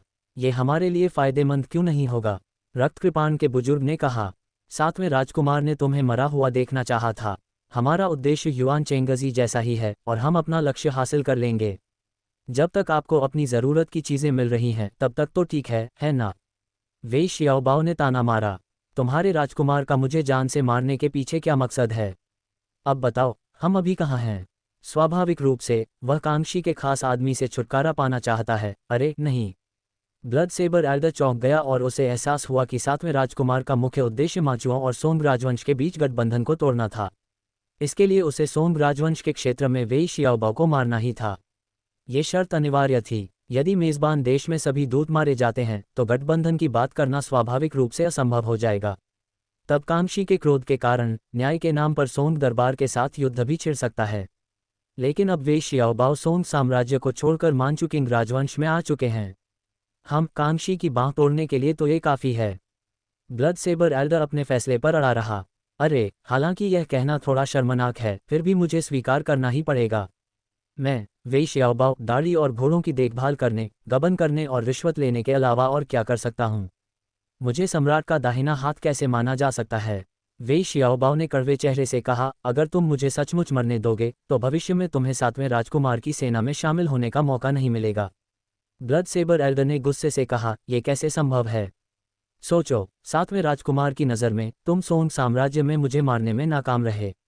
ये सरासर अक्षमता है। बाद में तुमने मुझे पकड़ तो लिया, लेकिन मुझे मंगोलिया वापस नहीं लाए और सम्राट को धमकाने का मौका नहीं उठाया। तुमने तो दूसरों को मुझे मारने दिया। ये तो मूर्खता है। इतने अक्षम और बेवकूफ़ इंसान को 7वां राजकुमार दोबारा कैसे इस्तेमाल कर सकता है। वेई शियाओबाओ की मुस्कान और भी कपटी होती चली गई। ब्लड सेबर एल्डर का चेहरा और भी बदसूरत होता चला गया और उसने घुरघुराहट की लेकिन कुछ ज़्यादा नहीं बोला। फिर उसने वेई शियाओबाओ को बांधा और शिविर में लौट गया। वेई शियाओबाओ जानता था कि उसकी बातों का असर हुआ, क्योंकि उसने देखा कि ब्लड सेबर एल्डर ने तुरंत शांगजी को ढूंढ लिया। फिर दोनों ने एक दूसरे की ओर इशारा करते हुए फुसफुसाकर कुछ कहा। बड़े साहब, मुझे लगता है उस बच्चे ने जो कहा वह तर्कसंगत है। शांगजी के चेहरे पर अनिश्चितता के भाव थे। तो क्यों न हम उसे वापस मंगोलियाई घास के मैदान में ले चलें। ब्लड सेबर एल्डर की आंखों में चमक आ गई। बस बात यह है कि युआन चेंगजी की मार्शल आर्ट बहुत ऊंची है और अब मुझे सोन किंगशू की तलवार की शक्ति से भी चोट पहुंची है। मुझे डर है कि हम दोनों बच नहीं पाएंगे। पिछली लड़ाई में सोन किंगशू ने अपनी तलवार से उसकी मुख्य मुद्रा को भेद दिया था, इसलिए शांगजी को पहले ही बहुत चोट लग चुकी थी। उसके अंदरूनी घाव वाकई गंभीर थे। इस बूढ़े आदमी का क्या होगा। लंबी हंसी के साथ होंगेंटोंग अंधेरे से बाहर आया। दरअसल वह वेई शियाओबाओ के पास मौजूद 42 अध्यायों के सूत्र को पाने की लालसा रखता था, इसलिए वह उसे मरते हुए नहीं देखना चाहता था। यह अफसोस की बात थी कि वह यहाँ अकेला था। न तो ब्लड सेबर एल्डर और न ही शांगजी उससे कमतर थे और युआन चेंगजी की मार्शल आर्ट उससे कहीं अधिक उन्नत थी। इसलिए उसने कुछ समय तक जल्दबाजी में कोई कदम नहीं उठाया। इसी वजह से उसे ब्लड सेबर एल्डर और शांगजी की हर गतिविधि पर ध्यान देना पड़ा। और जब उसने उनकी बातचीत सुनी तो वह खुशी से उछल पड़ा। दूर से तीनों बूढ़े लोमड़ियों को आपस में फुसफुसाते देख वेई शियाओबाओ ने राहत की सांस ली, ये सोचकर कि आखिरकार उसकी जान बच गई। अगर वे उसे मंगोलिया ले जाते तो शायद वह मरता नहीं। हो सकता है कि अपनी वाक्पटुता के बल पर वह मंगोलिया में कुछ समय तक जीवित रह सके। 7वें राजकुमार का उसे छोड़ देना भी असंभव नहीं था। अपने भविष्य के बारे में सोचते हुए वेई शियाओबाओ खुद ही हंसने लगा। दूसरी ओर सोन किंगशू को एक अस्थायी खंभे से बांध दिया गया था और देखने में उसका चेहरा मुरझाया हुआ लग रहा था, लेकिन वास्तव में वह गुप्त रूप से अपनी वास्तविक ऊर्जा का संचार कर रहा था और नौयिन शास्त्र में वर्णित अभिबिंदुओं को खोलने की विधि के अनुसार अपने पूरे शरीर के अभिबिंदुओं पर प्रहार कर रहा था। अचानक एक मीठी खुशबू उसके नाक तक पहुंची। अपने दिल की तेज धड़कन महसूस करते हुए सोन किंगशू ने अपनी आंखें खोलीं और अपने सामने एक हल्के हरे रंग की स्कर्ट लहराती हुई देखी। उसने ऊपर देखा और कहा, ये तो मिस यूयो हैं। अरे नहीं, मैडम युआन हैं। तुम्हारी चोट कैसी है। जिया किंगकिंग ने हल्के से भौहें चढ़ाईं, ये सोचकर कि उसे पहले होंगेंटोंग के हाथ से मारा गया था और अन्य 2 के हाथों से भी चोट लगी थी, इसलिए वह चिंतित हुए बिना नहीं रह सकी। आपकी चिंता के लिए धन्यवाद मैडम युआन। मुझे बस थोड़ी सी कमजोरी महसूस हो रही है और अभी कुछ देर तक मैं मरूंगी नहीं। सोन किंगशू खंभे पर पीछे झुक गई और जिया किंगकिंग की ओर शरारती भाव से देखते हुए बोली, क्या मैं जान सकती हूँ कि मिस यूयू मुझसे मिलने क्यों नहीं आई। उसका चेहरा शर्म से लाल हो गया, लेकिन उसे इस बात की राहत थी कि उसने उस बाधा को पार नहीं किया, इसलिए जिया किंगकिंग ने मौका पाकर अनजान बनने का नाटक किया। मिस यूयू आपसे इतनी नफरत करती हैं, भला वह आपसे दोबारा कैसे मिल सकती हैं। हाँ, उस दिन विदाई के बाद मुझे डर है कि सोंग और यूयू को फिर कभी मिलने का मौका नहीं मिलेगा। सोंग किंगशू समझ गया था कि उस दिन शिया किंगकिंग ने वेई शियाओबाओ को लुभाने के लिए एक वेश्या का रूप धारण किया था। अब गरिमापूर्ण और उदार दिख रही शिया किंगकिंग को देखकर सोन किंगशू को एहसास हुआ कि स्प्रिंग ब्यूटी पवेलियन की वह प्रसिद्ध वेश्या, जो स्वभाव से ही आकर्षक और मोहक थी, हमेशा के लिए गायब हो गई है। हम अकेले बिताए उन 2 दिनों में जिया किंगकिंग जब भी उसके मन में उसके साथ बिताए अंतरंग पलों की याद आती तो वह स्तब्ध रह जाती थी। हालांकि उन दोनों ने उस अंतिम सीमा को पार नहीं किया, लेकिन तन मन से एक दूसरे में विलीन होने का एहसास उस अनुभव को हमेशा के लिए अविस्मरणीय बना देता था। इसके अलावा सोन किंगशू की शालीन और विनम्र विद्वान युवा गुरु की छवि उन्हें बहुत पसंद थी। इसलिए भले ही उन्हें इस बात का गुस्सा था कि उसने उनका फ़ायदा उठाया, फिर भी उनके दिल में उनके लिए बहुत स्नेह था। इसलिए बाद में जब उसे पता चला कि शराब में कुछ मिलावट है तो उसे शक नहीं हुआ कि यह उसका काम है। उसने अनुमान लगाया कि यह स्प्रिंग ब्यूटी पवेलियन द्वारा अपने मेहमानों को लुभाने के लिए किया गया एक शरारती हथकंडा था। मैं कुछ स्नैक्स खत्म नहीं कर पाए और मुझे लगता है कि इन्हें फेंकना ठीक नहीं होगा। आपको यहाँ इतना लाचार देखकर मैं आपके साथ बिल्ली कुत्ते की तरह व्यवहार करूंगी। आपको यहाँ फ़ायदा हो रहा है। शिया किंगकिंग ने स्नैक्स से भरा लकड़ी का डिब्बा उसके पास रख दिया, फिर मुड़कर चली गई। महोदया, कृपया रुकिए। हैरानी से पीछे मुड़ी जिया किंगकिंग को देखकर सोन किंगशू ने व्यंग्यात्मक मुस्कान के साथ इशारा किया, मेरी हालत देखिए। मैं बंधा हुआ हूँ और हिल भी नहीं सकता। क्या मैं तुम्हारे लिए रस्सी ढीली कर दूँ। जिया किंगकिंग भी मूर्ख नहीं थी और उसने सिर हिलाते हुए कहा, तुम्हारी मार्शल आर्ट बहुत उन्नत है, मैं जोखिम नहीं लेना चाहती। मैं मैडम को कैसे शर्मिंदा कर सकती हूँ। सोन किंगशू की आंखों में पुरानी यादें झलक रही थीं। मैंने बस यही सोचा था कि अगर मिस यूयू मेरे साथ होती तो वो मुझे प्यार से खाना ज़रूर खिलाती। शिया किंग के चेहरे पर भाव बदल रहे थे, लेकिन इस अस्पष्ट उत्तेजना ने उसे रोमांचित कर दिया।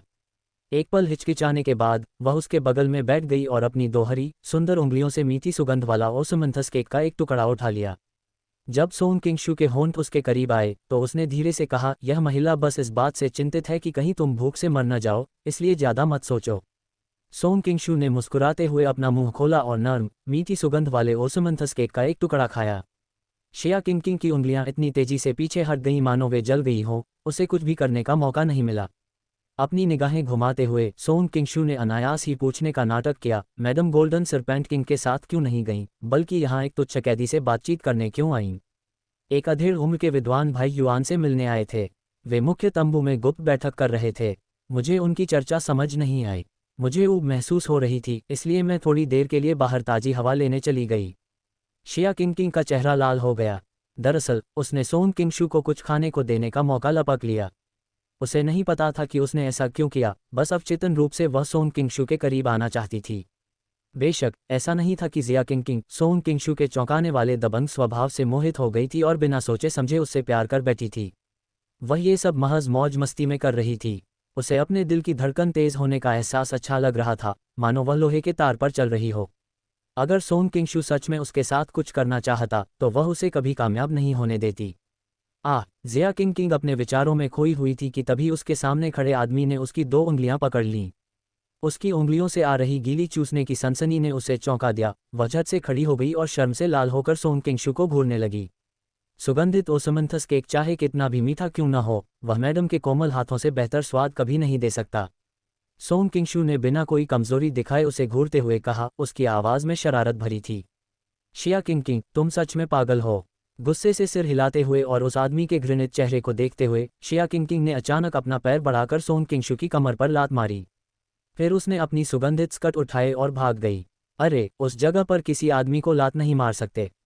अगर मैडम की लात से किसी की खुशी को ठेस पहुंचती है तो आपको इसकी जिम्मेदारी लेनी पड़ेगी। सोन किंगशू की बेतुकी हंसी उसके पीछे से सुनाई दी। शिया किंग को जाते हुए देखकर सोन किंगशू ने व्यंग्यात्मक मुस्कान के साथ कहा, मैं अभी भी अपनी फ्लर्ट करने की आदत से छुटकारा नहीं पा सका हूं। उसने अपनी कंपनी में बिताए अपने पिछले जीवन के बारे में सोचा। वह इसी तरह खूबसूरत अधीनस्थों के साथ छेड़छाड़ किया करता था। सोन किंगशू ने दूर स्थित भव्य पहाड़ों को देखा, अपने पीछे के खंभे पर पीठ टिकाकर राह भरी। मैं इस दुनिया में इतने लंबे समय से हूँ। मेरी नई जीवनशैली और आदतें मुझे और भी डरा रही हैं। मुझे डर है कि जब मैं जागूंगा तो मैं अपने पिछले जीवन की यादों को केवल एक सपने की तरह मानूंगा। केवल इसी तरह मैं खुद को नहीं भूल पाऊंगा। मुख्य तंबू में युआन चेंगजी ने वुलिन में एक बेहद प्रतिष्ठित व्यक्ति को हैरानी भरे भाव से देखा। क्या वे शियाओबाओ स्वर्ग और पृथ्वी समाज का सदस्य है? जी हाँ, शियाओबाओ मेरा शिष्य है। वह किंग दरबार में गुप्त रूप से रह रहा था और उसने स्वर्ग और पृथ्वी समाज में बहुत योगदान दिया है। अगर यह गंभीर स्थिति न होती तो मैं उसकी पहचान उजागर नहीं करना चाहता। मुझे उम्मीद है कि मास्टर युआन इसे गुप्त रखेंगे।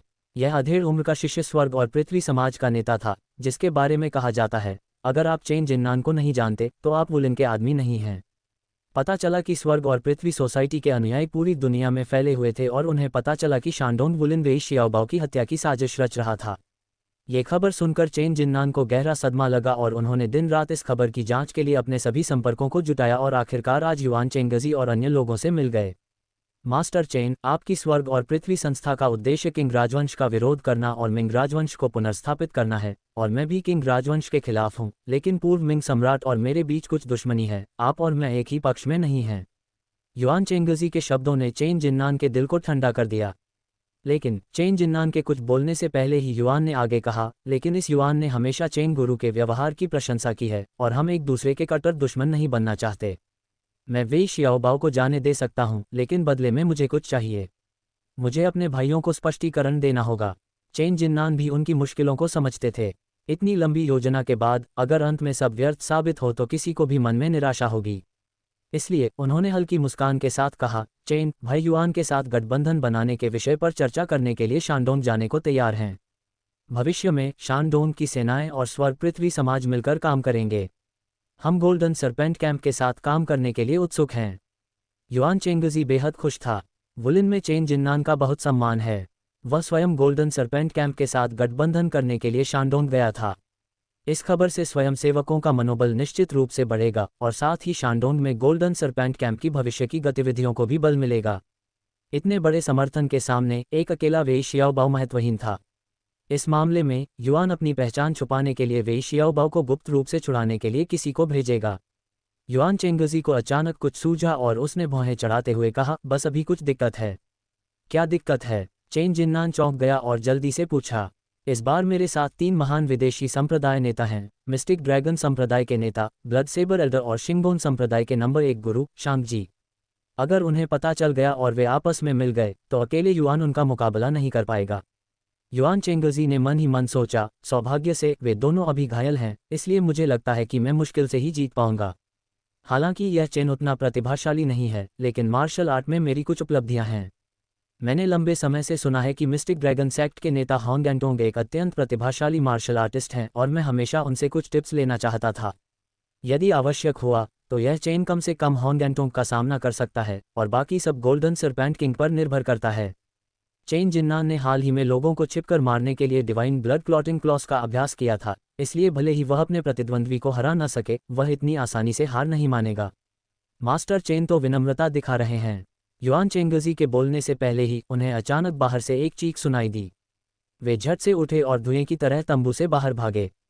चेन जिन्नान ने असीम प्रशंसा से उन्हें देखा।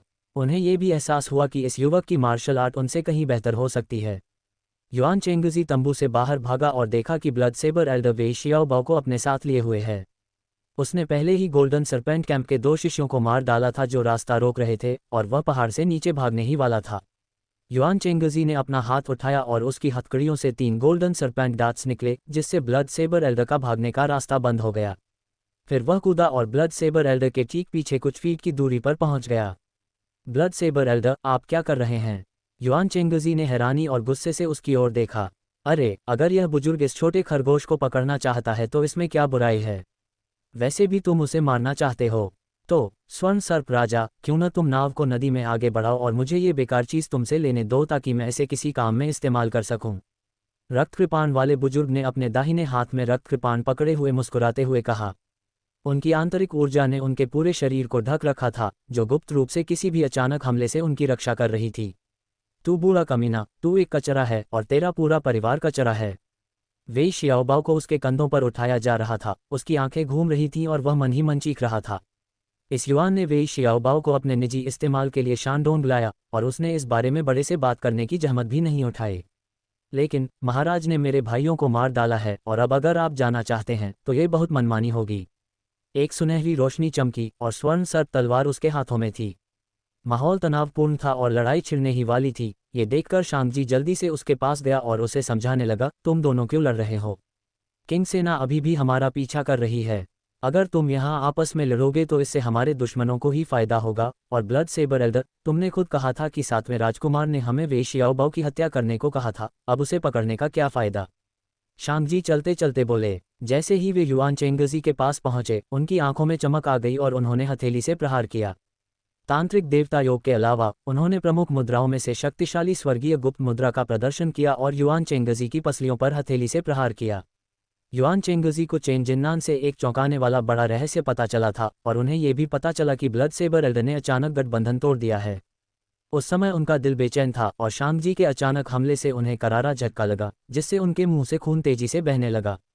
एक वार करने के बाद शांगजी जल्दी से पीछे हट गया, लेकिन वह काफी तेज नहीं था। उसे केवल सुनहरी रोशनी की एक चमक दिखाई दी और वह चीख उठा। वह कई कदम पीछे हट गया, उसकी कांपती पीठ से ठंडा पसीना बह रहा था और जमीन पर पड़ी उस सुनहरी सर्प तलवार से उसका हाथ कट गया। उसे अपने दिल में बहुत पछतावा हुआ, काश मैं योग तंत्र के दूसरे स्तर, महान योग तंत्र या उससे भी ऊंचे अतुलनीय स्तर तक साधना कर पाता। तब अभी अभी किया गया वह हथेली का वार युआन चेंगजी को मारने के लिए काफी होता और उसके जवाबी हमले में उसका हाथ लगभग कटने की नौबत न आती। इस टकराव के इस चरण में होंग एंटोंग ने भी हमला करने का फैसला किया। तीनों गुरुओं में उसकी आंतरिक शक्ति सबसे अधिक थी। यदि होंग एंटोंग के हाथ के प्रहार से युआन चेंगजी की जान मौके पर ही चली जाती। उसी क्षण एक व्यक्ति बाहर कूदा और होंग एंटोंग के सामने खड़ा हो गया। दिव्य रक्त जमाव पंजा। अपनी बांह की नसों में काली ऊर्जा की कुछ धाराएं ऊपर की ओर बहती हुई महसूस करते हुए होंग एंटोंग का दिल कस गया और उसने तुरंत अपनी आंतरिक ऊर्जा का उपयोग करके उसे अपने शरीर से बाहर निकाल दिया। वे तीनों चुपचाप वे शियाओबाओ को अपने साथ ले जाना चाहते थे, लेकिन वे युआन चेंगजी की उच्च स्तरीय मार्शल आर्ट से डरते थे और उन्हें डर था कि उनका पीछा किया जाएगा, इसलिए उन्होंने पहले हमला करने का फैसला किया। ब्लड सेबर एल्डर को एहसास हुआ कि अचानक प्रकट हुआ यह व्यक्ति मार्शल आर्ट में उनसे कमजोर नहीं था, और उन्हें पता चल गया कि स्थिति अच्छी नहीं है, इसलिए उन्होंने जल्दी से वे शियाओबाओ को उठाया और भाग गए। ये स्वर्ग और पृथ्वी सोसाइटी के मास्टर चेन निकले। आज मुझे कुछ ज़रूरी काम निपटाने हैं, इसलिए हम बाद में बात करेंगे। गंभीर रूप से घायल युआन चेंगजी को देखकर होंगयांगटोंग को लगा कि उसका लक्ष्य पूरा हो गया है, इसलिए अब वह लड़ना नहीं चाहता था और वह मुड़कर चला गया। शांगजी ने अपनी बाह में लगे बड़े घाव को सील लिया और लड़खड़ाते हुए दूसरी तरफ चला गया।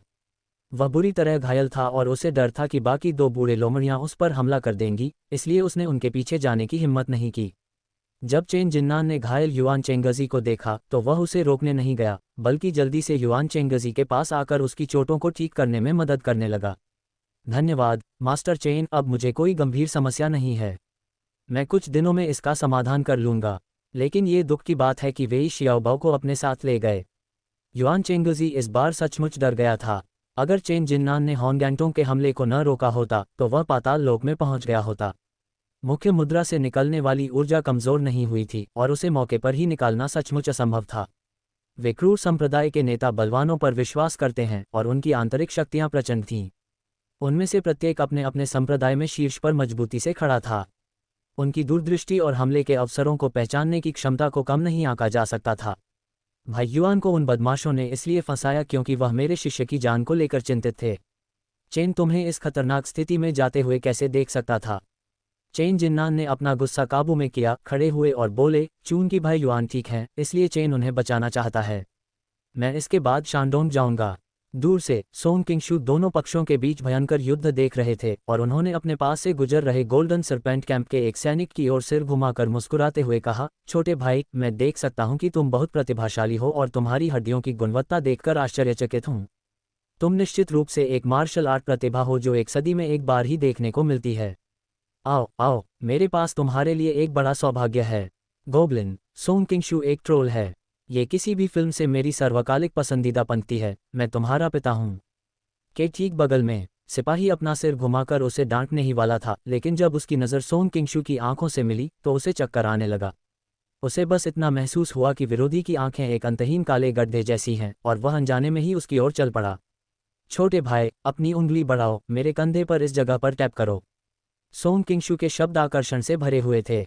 सच्चाई ये थी कि यद्यपि वह 9 यिन शास्त्रों की विधि के अनुसार अपनी वास्तविक ऊर्जा को निरंतर एक्यूपंक्चर बिंदुओं पर प्रवाहित कर रहा था, फिर भी कई गुरुओं द्वारा एक ही समय में उसके एक्यूपंक्चर बिंदुओं को सील किए जाने के कारण लंबे समय तक प्रयास करने के बाद भी वह उन्हें जबरदस्ती खोल नहीं सका। जब उसने देखा कि दोनों पक्ष पास ही लड़ रहे हैं और यहाँ ध्यान देने का समय नहीं है, तो वह समझ गया कि इस अवसर को खोना नहीं चाहिए और उसने तुरंत जादू तकनीक का प्रयोग किया और इस सैनिक की बाहरी शक्ति की सहायता से अपने पूरे शरीर के सभी एक्यूपंक्चर बिंदुओं को खोल दिया। आपके हाथ की रेखाएं एम अक्षर बनाती हैं, तो इसका क्या मतलब है? जैसे ही उसके स्पर्श बिंदु खुले, सोंग किंगशू को अपनी शक्ति वापस मिल गई और उसके शरीर से बंधी रस्सी टुकड़े टुकड़े हो गई। वह एक लंबी चीख के साथ आकाश में उड़ गया। कुछ दिन पहले मुझे जो उपहार मिला था उसका दोगुना बदला चुकाना चाहिए था, लेकिन मिस यू की स्थिति को देखते हुए मैं किसी गिरे हुए आदमी को और नहीं मारूंगा और युआन उपनाम वाले उस छोटे कमीने को जाने दूंगा। सोंग किंगशू कुछ देर तक पागलों की तरह हंसता रहा और पलक झपकते ही जंगल की गहराई में गायब हो गया। चेन जिन्नान के चेहरे के भाव एकदम बदल गए और उन्होंने उस दिशा में देखा जिधर सोंग किंगशू गायब हो गई थी। इस युवक की आंतरिक शक्ति वास्तव में दुनिया में दुर्लभ है। युआन चेंगजी भी भयभीत हो गया, ये सोचकर कि कुछ दिन पहले उस व्यक्ति पर 3 बूढ़े राक्षसों ने हमला किया था और उसे इतनी गंभीर चोट लगी थी। उसे उम्मीद नहीं थी कि वह इतनी जल्दी ठीक हो जाएगा। वह आदमी देखने में बिल्कुल भी घायल नहीं लग रहा था। अगर वह सोंग किंगशू की जगह होता तो उसे कम से कम 2 महीने आराम की ज़रूरत होती। पता चला कि 9 यिन स्क्रिप्चर और डिवाइन ब्रिलियंस स्क्रिप्चर दोनों ही दुनिया की सर्वश्रेष्ठ उपचार तकनीकें थीं। 9 यिन स्क्रिप्चर ने आंतरिक चोटों को ठीक किया और डिवाइन ब्रिलियंस स्क्रिप्चर ने उनकी हड्डियों और नसों की मरम्मत जारी रखी। उन्होंने वास्तव में निर्बाध रूप से सहयोग किया, जिसके परिणामस्वरूप सोंग किंगशू की अद्भुत उपचार क्षमता सामने आई। दूसरी ओर ब्लड सेबर एल्डर वेई शियाओबाओ को पूरे रास्ते ले गए और जब उन्हें लगा कि वह खतरे से बाहर है तो उन्होंने उसे जल्दी से नीचे रख दिया, जोर जोर से हाँफते हुए और आराम करने का फैसला किया। बड़े साहब, क्या आप जाग रहे हैं? जमीन पर पालथी मारकर ध्यान कर रहे दूसरे व्यक्ति को देखकर वेई शियाओबाओ ने उसे अपनी उंगली से गुदगुदी की। अगर तुम्हें गैस आए तो उसे बाहर निकाल दो। ब्लड सेबर एल्डर ने अपनी आंखें नहीं खोलीं, बल्कि ब्लड सेबर स्क्रिप्चर का प्रचार करने पर ध्यान केंद्रित किया। धत्तेरे की, मैं तुम्हें बहुत सारा धन देना चाहता था, लेकिन चूंकि तुम्हारी इसमें कोई दिलचस्पी नहीं है तो भूल जाओ। वेई शियाओबाओ मुड़ा और कुछ बुदबुदाया, जो संयोगवश ब्लड सेबर एल्डर ने सुन लिया। किस तरह की दौलत? ब्लड सेबर एल्डर ने उम्मीद के मुताबिक अपनी आंखें खोली और मुस्कुराते हुए कहा, क्या तुम अपनी आज़ादी वापस पाना चाहते हो? छी, मैं स्प्रिंग ब्यूटी पवेलियन की लड़की तो नहीं हूं, तो मैं खुद को क्यों सुधारना चाहूंगी? वेई शियाओबाओ ने उसे तिरस्कार भरी नज़रों से देखते हुए कहा, मैं बस इतना कहना चाहती हूं कि अगर तुम मुझे मंगोलिया में उस 7वें राजकुमार के पास वापस ले जाओगे तो भी तुम गुलाम ही रहोगे। अगर तुम उसे खुश करने के लिए मुझे मार भी दोगे तो तुम्हें कोई फ़ायदा नहीं होगा, ज़्यादा से ज़्यादा वो तुम्हें कोई मामूली जनरल या कुछ और बना देगा। जनरल होने में क्या बुराई है? ब्लड सेबर एल्डर ने उसे ठंडी नज़र से देखा। अरे, मैं तो दरबार में एक प्रतिष्ठित और सम्माननीय पद की बात कर रही हूँ, जैसे कि मंत्री का पद। वेई शियाओबाओ की आंखों में धूर्त इरादे झलक रहे थे। क्या तुम चाहते हो कि मैं तुम्हारे मांचू किंग राजवंश में शरण लूं? ब्लड सेबर एल्डर ने ठंडी मुस्कान के साथ कहा। महान मंगोलिया आज दुनिया का सबसे शक्तिशाली देश है। कई देश अभी भी डटकर मुकाबला कर रहे हैं, लेकिन उनकी शक्ति लगभग खत्म हो चुकी है। क्या तुम्हें लगता है कि मैं तुम्हारे साथ मांचू जाने की मूर्खता करूंगा? महामहिम, आप एक बुद्धिमान व्यक्ति हैं। यदि मैं आपको मांचू राजवंश में शरण लेने के लिए राजी करना चाहता तो क्या यह आपकी बुद्धि का अपमान नहीं होता? वेई शियाओबाओ ने जल्दबाजी में हाथ हिलाते हुए कहा, मैं कहना चाहता था कि आपको मंगोलिया में एक उच्च स्तरीय मंत्री के रूप में नियुक्त किया जाए। अरे, इतने बड़े बड़े शब्द बोलते समय तुम्हें अपनी जुबान कटने का भी डर नहीं लगता? ब्लड सेबर एल्डर ने ताना मारा। सम्राट मुझसे कहीं अधिक सक्षम है, बस बात यह है कि। वेई शियाओबाओ ने जानबूझकर विराम लिया। ब्लड सेबर एल्डर ने उत्सुकता से पूछा, यह आखिर क्या है? बात बस इतनी सी है कि कुछ चीज़ें ऐसी हैं जो सम्राट नहीं कर सकते। वेई शियाओबाओ ने अपनी ओर इशारा करते हुए कहा, लेकिन मुझे ऐसी कोई चिंता नहीं है। तुम क्या कर सकते हो? ब्लड सेबर एल्डर ने उसे हैरानी भरी नज़रों से देखा। उदाहरण के लिए, किंग साम्राज्य के हितों के साथ विश्वासघात करना। वेई शियाओबाओ ने रहस्यमय ढंग से मुस्कुराते हुए कहा। ब्लड सेबर एल्डर का दिल जोर से धड़कने लगा। उसने सोचा कि इसमें कुछ सच्चाई हो सकती है और जल्दी से चिल्लाया, स्पष्ट रूप से बताओ। जहां तक मुझे पता है, आपके मंगोल खान तेमुजिन ने पूरी मंगोलियाई शक्ति को 4 भागों में बांट दिया था। उनमें से सबसे श्रेष्ठ सैनिकों का नेतृत्व उन्होंने और छठे पोते राजकुमार जुलिवू ने पश्चिमी देशों पर अभियान के लिए किया। और फिर उन्होंने चौथे पोते राजकुमार को बलई को जिन और सोंग साम्राज्य पर आक्रमण करने के लिए भेजा। उनके भतीजे राजकुमार रुयान को पश्चिमी क्षेत्रों पर आक्रमण करने के लिए भेजा गया, और अंत में आपके स्वामी 7वें पोते राजकुमार अलीगे मंगोलियाई मैदानों में रहकर किंग राजवंश को जीतने की योजना बना रहे थे। अगर मुझे सही याद है तो बाकी 3 राजकुमारों में से उनकी स्थिति सबसे खराब है। वेई शियाओबाओ ने मुस्कुराते हुए कहा, और मन ही मन खुश हो रहे थे कि वे कभी शियाओ जुवानजी के साथ रहे थे। उनकी बातें सुनकर उन्हें वास्तव में उस क्षेत्र की स्थिति का पता चल गया था। हमारा राजकुमार अली बूगे है। ब्लड सेबर एल्डर ने गुस्से से उसकी ओर देखा। मैंने अली का नाम सही लिया है ना? गे से पहले कुछ शब्द छूट गए तो क्या हुआ? कोई बात नहीं, मैंने उसे अली बाबा तो नहीं कहा। ब्लड सेबर एल्डर को हमला करने ही वाला देखकर वेई शियाओबाओ ने जल्दी से कहा, क्या मेरा विश्लेषण सही था? आपके किंग राजवंश की राष्ट्रीय शक्ति कमजोर नहीं है। कांगशी के पास कई सक्षम मंत्री और सेनापति हैं, साथ ही शांघाई दर्रे के राजकुमार शेंग जिंगबाओ और वू सांगुई भी हैं।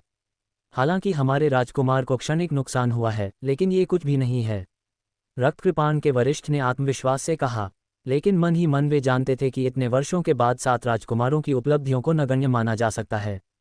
अली बूगे प्रतिदिन अन्य 3 राजकुमारों की युद्ध रिपोर्ट देखता था और उसका गुस्सा दिन प्रतिदिन बढ़ता जा रहा था। राजकुमार रुयान की उपलब्धियों से उसे कोई खास मतलब नहीं था। उसकी किस्मत में कुछ हासिल न होना और सब कुछ खोना लिखा था, जबकि उसके चौथे और 5वें भाइयों ने शानदार सफलताएं हासिल की थीं। वे वाकई प्रतिभाशाली थे, लेकिन अली बूगे एक शर्मनाक स्थिति में फंसा हुआ था, और भविष्य में अगला खान बनने का उसका रास्ता लगातार प्रतिकूल होता जा रहा था। अली बूगे के अधीनस्थों में से एक होने के नाते ब्लड सेबर एल्डर अपने स्वामी की परेशानियों से अच्छी तरह वाकिफ था। अगर मेरे पास आपके राजकुमार को स्थिति पलटने का कोई तरीका हो तो आपको क्या लगता है कि आपका राजकुमार आपको क्या इनाम देगा? वेई शियाओबाओ ने तिरछी आंखों से पूछा। ब्लड सेबर एल्डर का दिल भर आया। अगर 7वां राजकुमार मांचू के खिलाफ शानदार जीत हासिल कर लेता है और मौजूदा खान का चहेता पोता बन जाता है तो अगली पीढ़ी के खान का पद लगभग पक्का हो जाएगा। राजकुमार के गद्दी पर बैठने के बाद उसके लिए मंत्री बनना भी कोई मुश्किल काम नहीं था। तुम जो कह रहे हो, अगर इस बड़े बुजुर्ग को समझदारी आए तो शायद मैं तुम्हें सचमुच जाने दूं। अगर मैंने देखा कि तुम नन्हे खरगोश इस बड़े बुजुर्ग के साथ शरारत कर रहे हो, तो इस बड़े बुजुर्ग की रक्त तलवार लोहे को मिट्टी की तरह काट सकती है। मैं तुम्हारे टुकड़े टुकड़े कर दूंगा और तुम्हें एक डंडे पर लटका दूंगा। रक्त तलवार वाले बड़े बुजुर्ग ने अपनी चमकती हुई तलवार से वेई शियाओबाओ की ओर कुछ धमकी भरे इशारे किए। जब ठंडी तलवार उसकी त्वचा को छुई तो उसके रोंगटे खड़े हो गए। वेई शियाओबाओ ने जल्दी से अपनी तलवार को धीरे से दूर धकेल दिया और चापलूसी भरी मुस्कान के साथ कहा, अगर मैं बड़े से झूठ बोलूं, तो क्या इसका मतलब यह नहीं होगा कि मैं जीने से थक गया हूं? आपके राजकुमार की सेना को पर्याप्त रसद उपलब्ध है और स्थिति में देरी का कारण यह है कि सम्राट ने शांघाई दर्रे के वू सांगुई और शेंग जिंगबाओ के साथ मिलकर एक सुरक्षात्मक दीवार बनाई है ताकि आप पर हर तरफ से हमला हो सके, है ना? वेई शियाओबाओ ने उनकी राय पूछी। हाँ, ब्लड सेबर एल्डर ने स्वीकार किया कि जब भी 7वें राजकुमार सेना भेजते थे तो उन्हें अन्य 2 मोर्चों की रक्षा के लिए बहुत सारे सैनिकों को खर्च करना पड़ता था और किंग राजवंश की मजबूत रक्षा पंक्ति का सामना करते समय हमेशा भय का भाव रहता था। तो फिर क्या होगा अगर मेरे पास कांक्षी को उस महान दीवार को नष्ट करने का कोई तरीका हो? वेई शियाओबाओ ने मन ही मन सोचा, प्रिय सम्राट, यह एक नाजुक क्षण है, कृपया मुझे नाराज करने के लिए दोष न दें। ब्लड सेबर एल्डर का दिल जोर से धड़क रहा था। अगर मांचू साम्राज्य अपने आप नष्ट हो जाता है तो क्या ये 7 राजकुमारों के लिए एक बड़ा अवसर नहीं होगा? इसलिए उन्होंने जल्दी से पूछा, आप इसे कैसे नष्ट करेंगे? अपने प्रतिद्वंद्वी को अपने जाल में फंसते देख वेई शियाओबाओ ने राहत की सांस ली और जल्दी से समझाया, वू सांगुई बहुत पहले से सम्राट बनना चाहता था और राजकुमार बाओ हमेशा से ही निषिद्ध नगर के सिंहासन के बारे में सोचता रहा है। कांक्षी लंबे समय से इन दोनों से छुटकारा पाना चाहता था, लेकिन दुर्भाग्य से आपके 7वें राजकुमार ने ठीक उसी समय हमला कर दिया और तीनों पक्षों को अपने व्यक्तिगत द्वेषों को एक तरफ रखकर एकजुट होना पड़ा। आपका मतलब यह है कि अगर हमारा 7वां राजकुमार पीछे हटता है तो वे एक दूसरे को मार डालेंगे? ब्लड सेबर एल्डर अत्यंत प्रसन्न हुआ। यह इतना आसान नहीं है। वेई शियाओबाओ ने उसे घूर कर देखा। लेकिन अगर आप मुझे कांक्षी के पास लौटने देंगे तो मेरे उकसावे पर कांक्षी उन पर कार्रवाई जरूर करेगा। जब गृहयुद्ध अपने चरम पर होगा तब आपका 7वां राजकुमार हमला करेगा।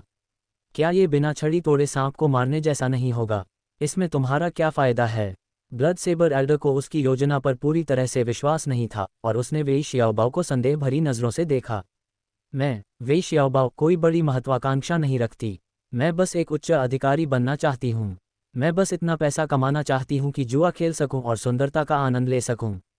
सम्राट कौन है, इससे मुझे कोई फर्क नहीं पड़ता। वेई शियाओबाओ मुस्कुराए, आप क्या सोचते हैं बड़े साहब? मंगोलिया ही सब पर राज करेगा, यही समय की मांग है। मैं बस जल्द से जल्द अपने लिए एक अच्छा रास्ता ढूंढने की कोशिश कर रही हूँ।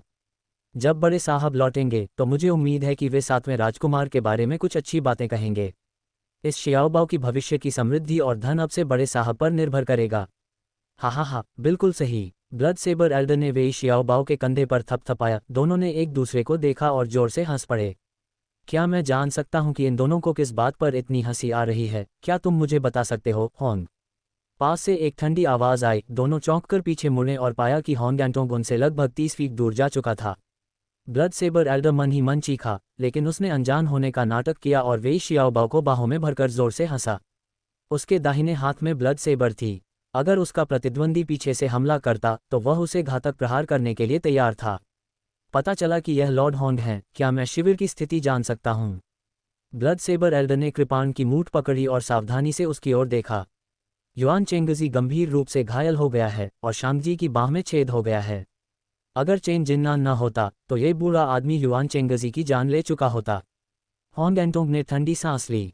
गुरुजी मुझे बचाने आए थे। वेई शियाओबाओ का दिल खुशी से भर उठा। वेई शियाओबाओ की बातें सुनकर ब्लड सेबर एल्डर का दिल पिघल गया और उन्होंने अकेले ही इसका श्रेय लेने का इरादा किया। इसलिए उन्होंने हॉन्ग गैंटोंग का अभिवादन करते हुए कहा, मैं अब इस बच्चे को मंगोलिया ले जा रहा हूँ। क्या मैं जान सकता हूँ कि मास्टर हॉन्ग क्या करना चाहते हैं? मेरे दोस्तों, अगर आपको नोवेल पसंद आए तो वीडियो को लाइक कर दो, कमेंट कर दो और मेरे चैनल नोवेल एक्सप्लेनर को सब्सक्राइब कर दो ताकि आपको नया वीडियो तुरंत मिल सके।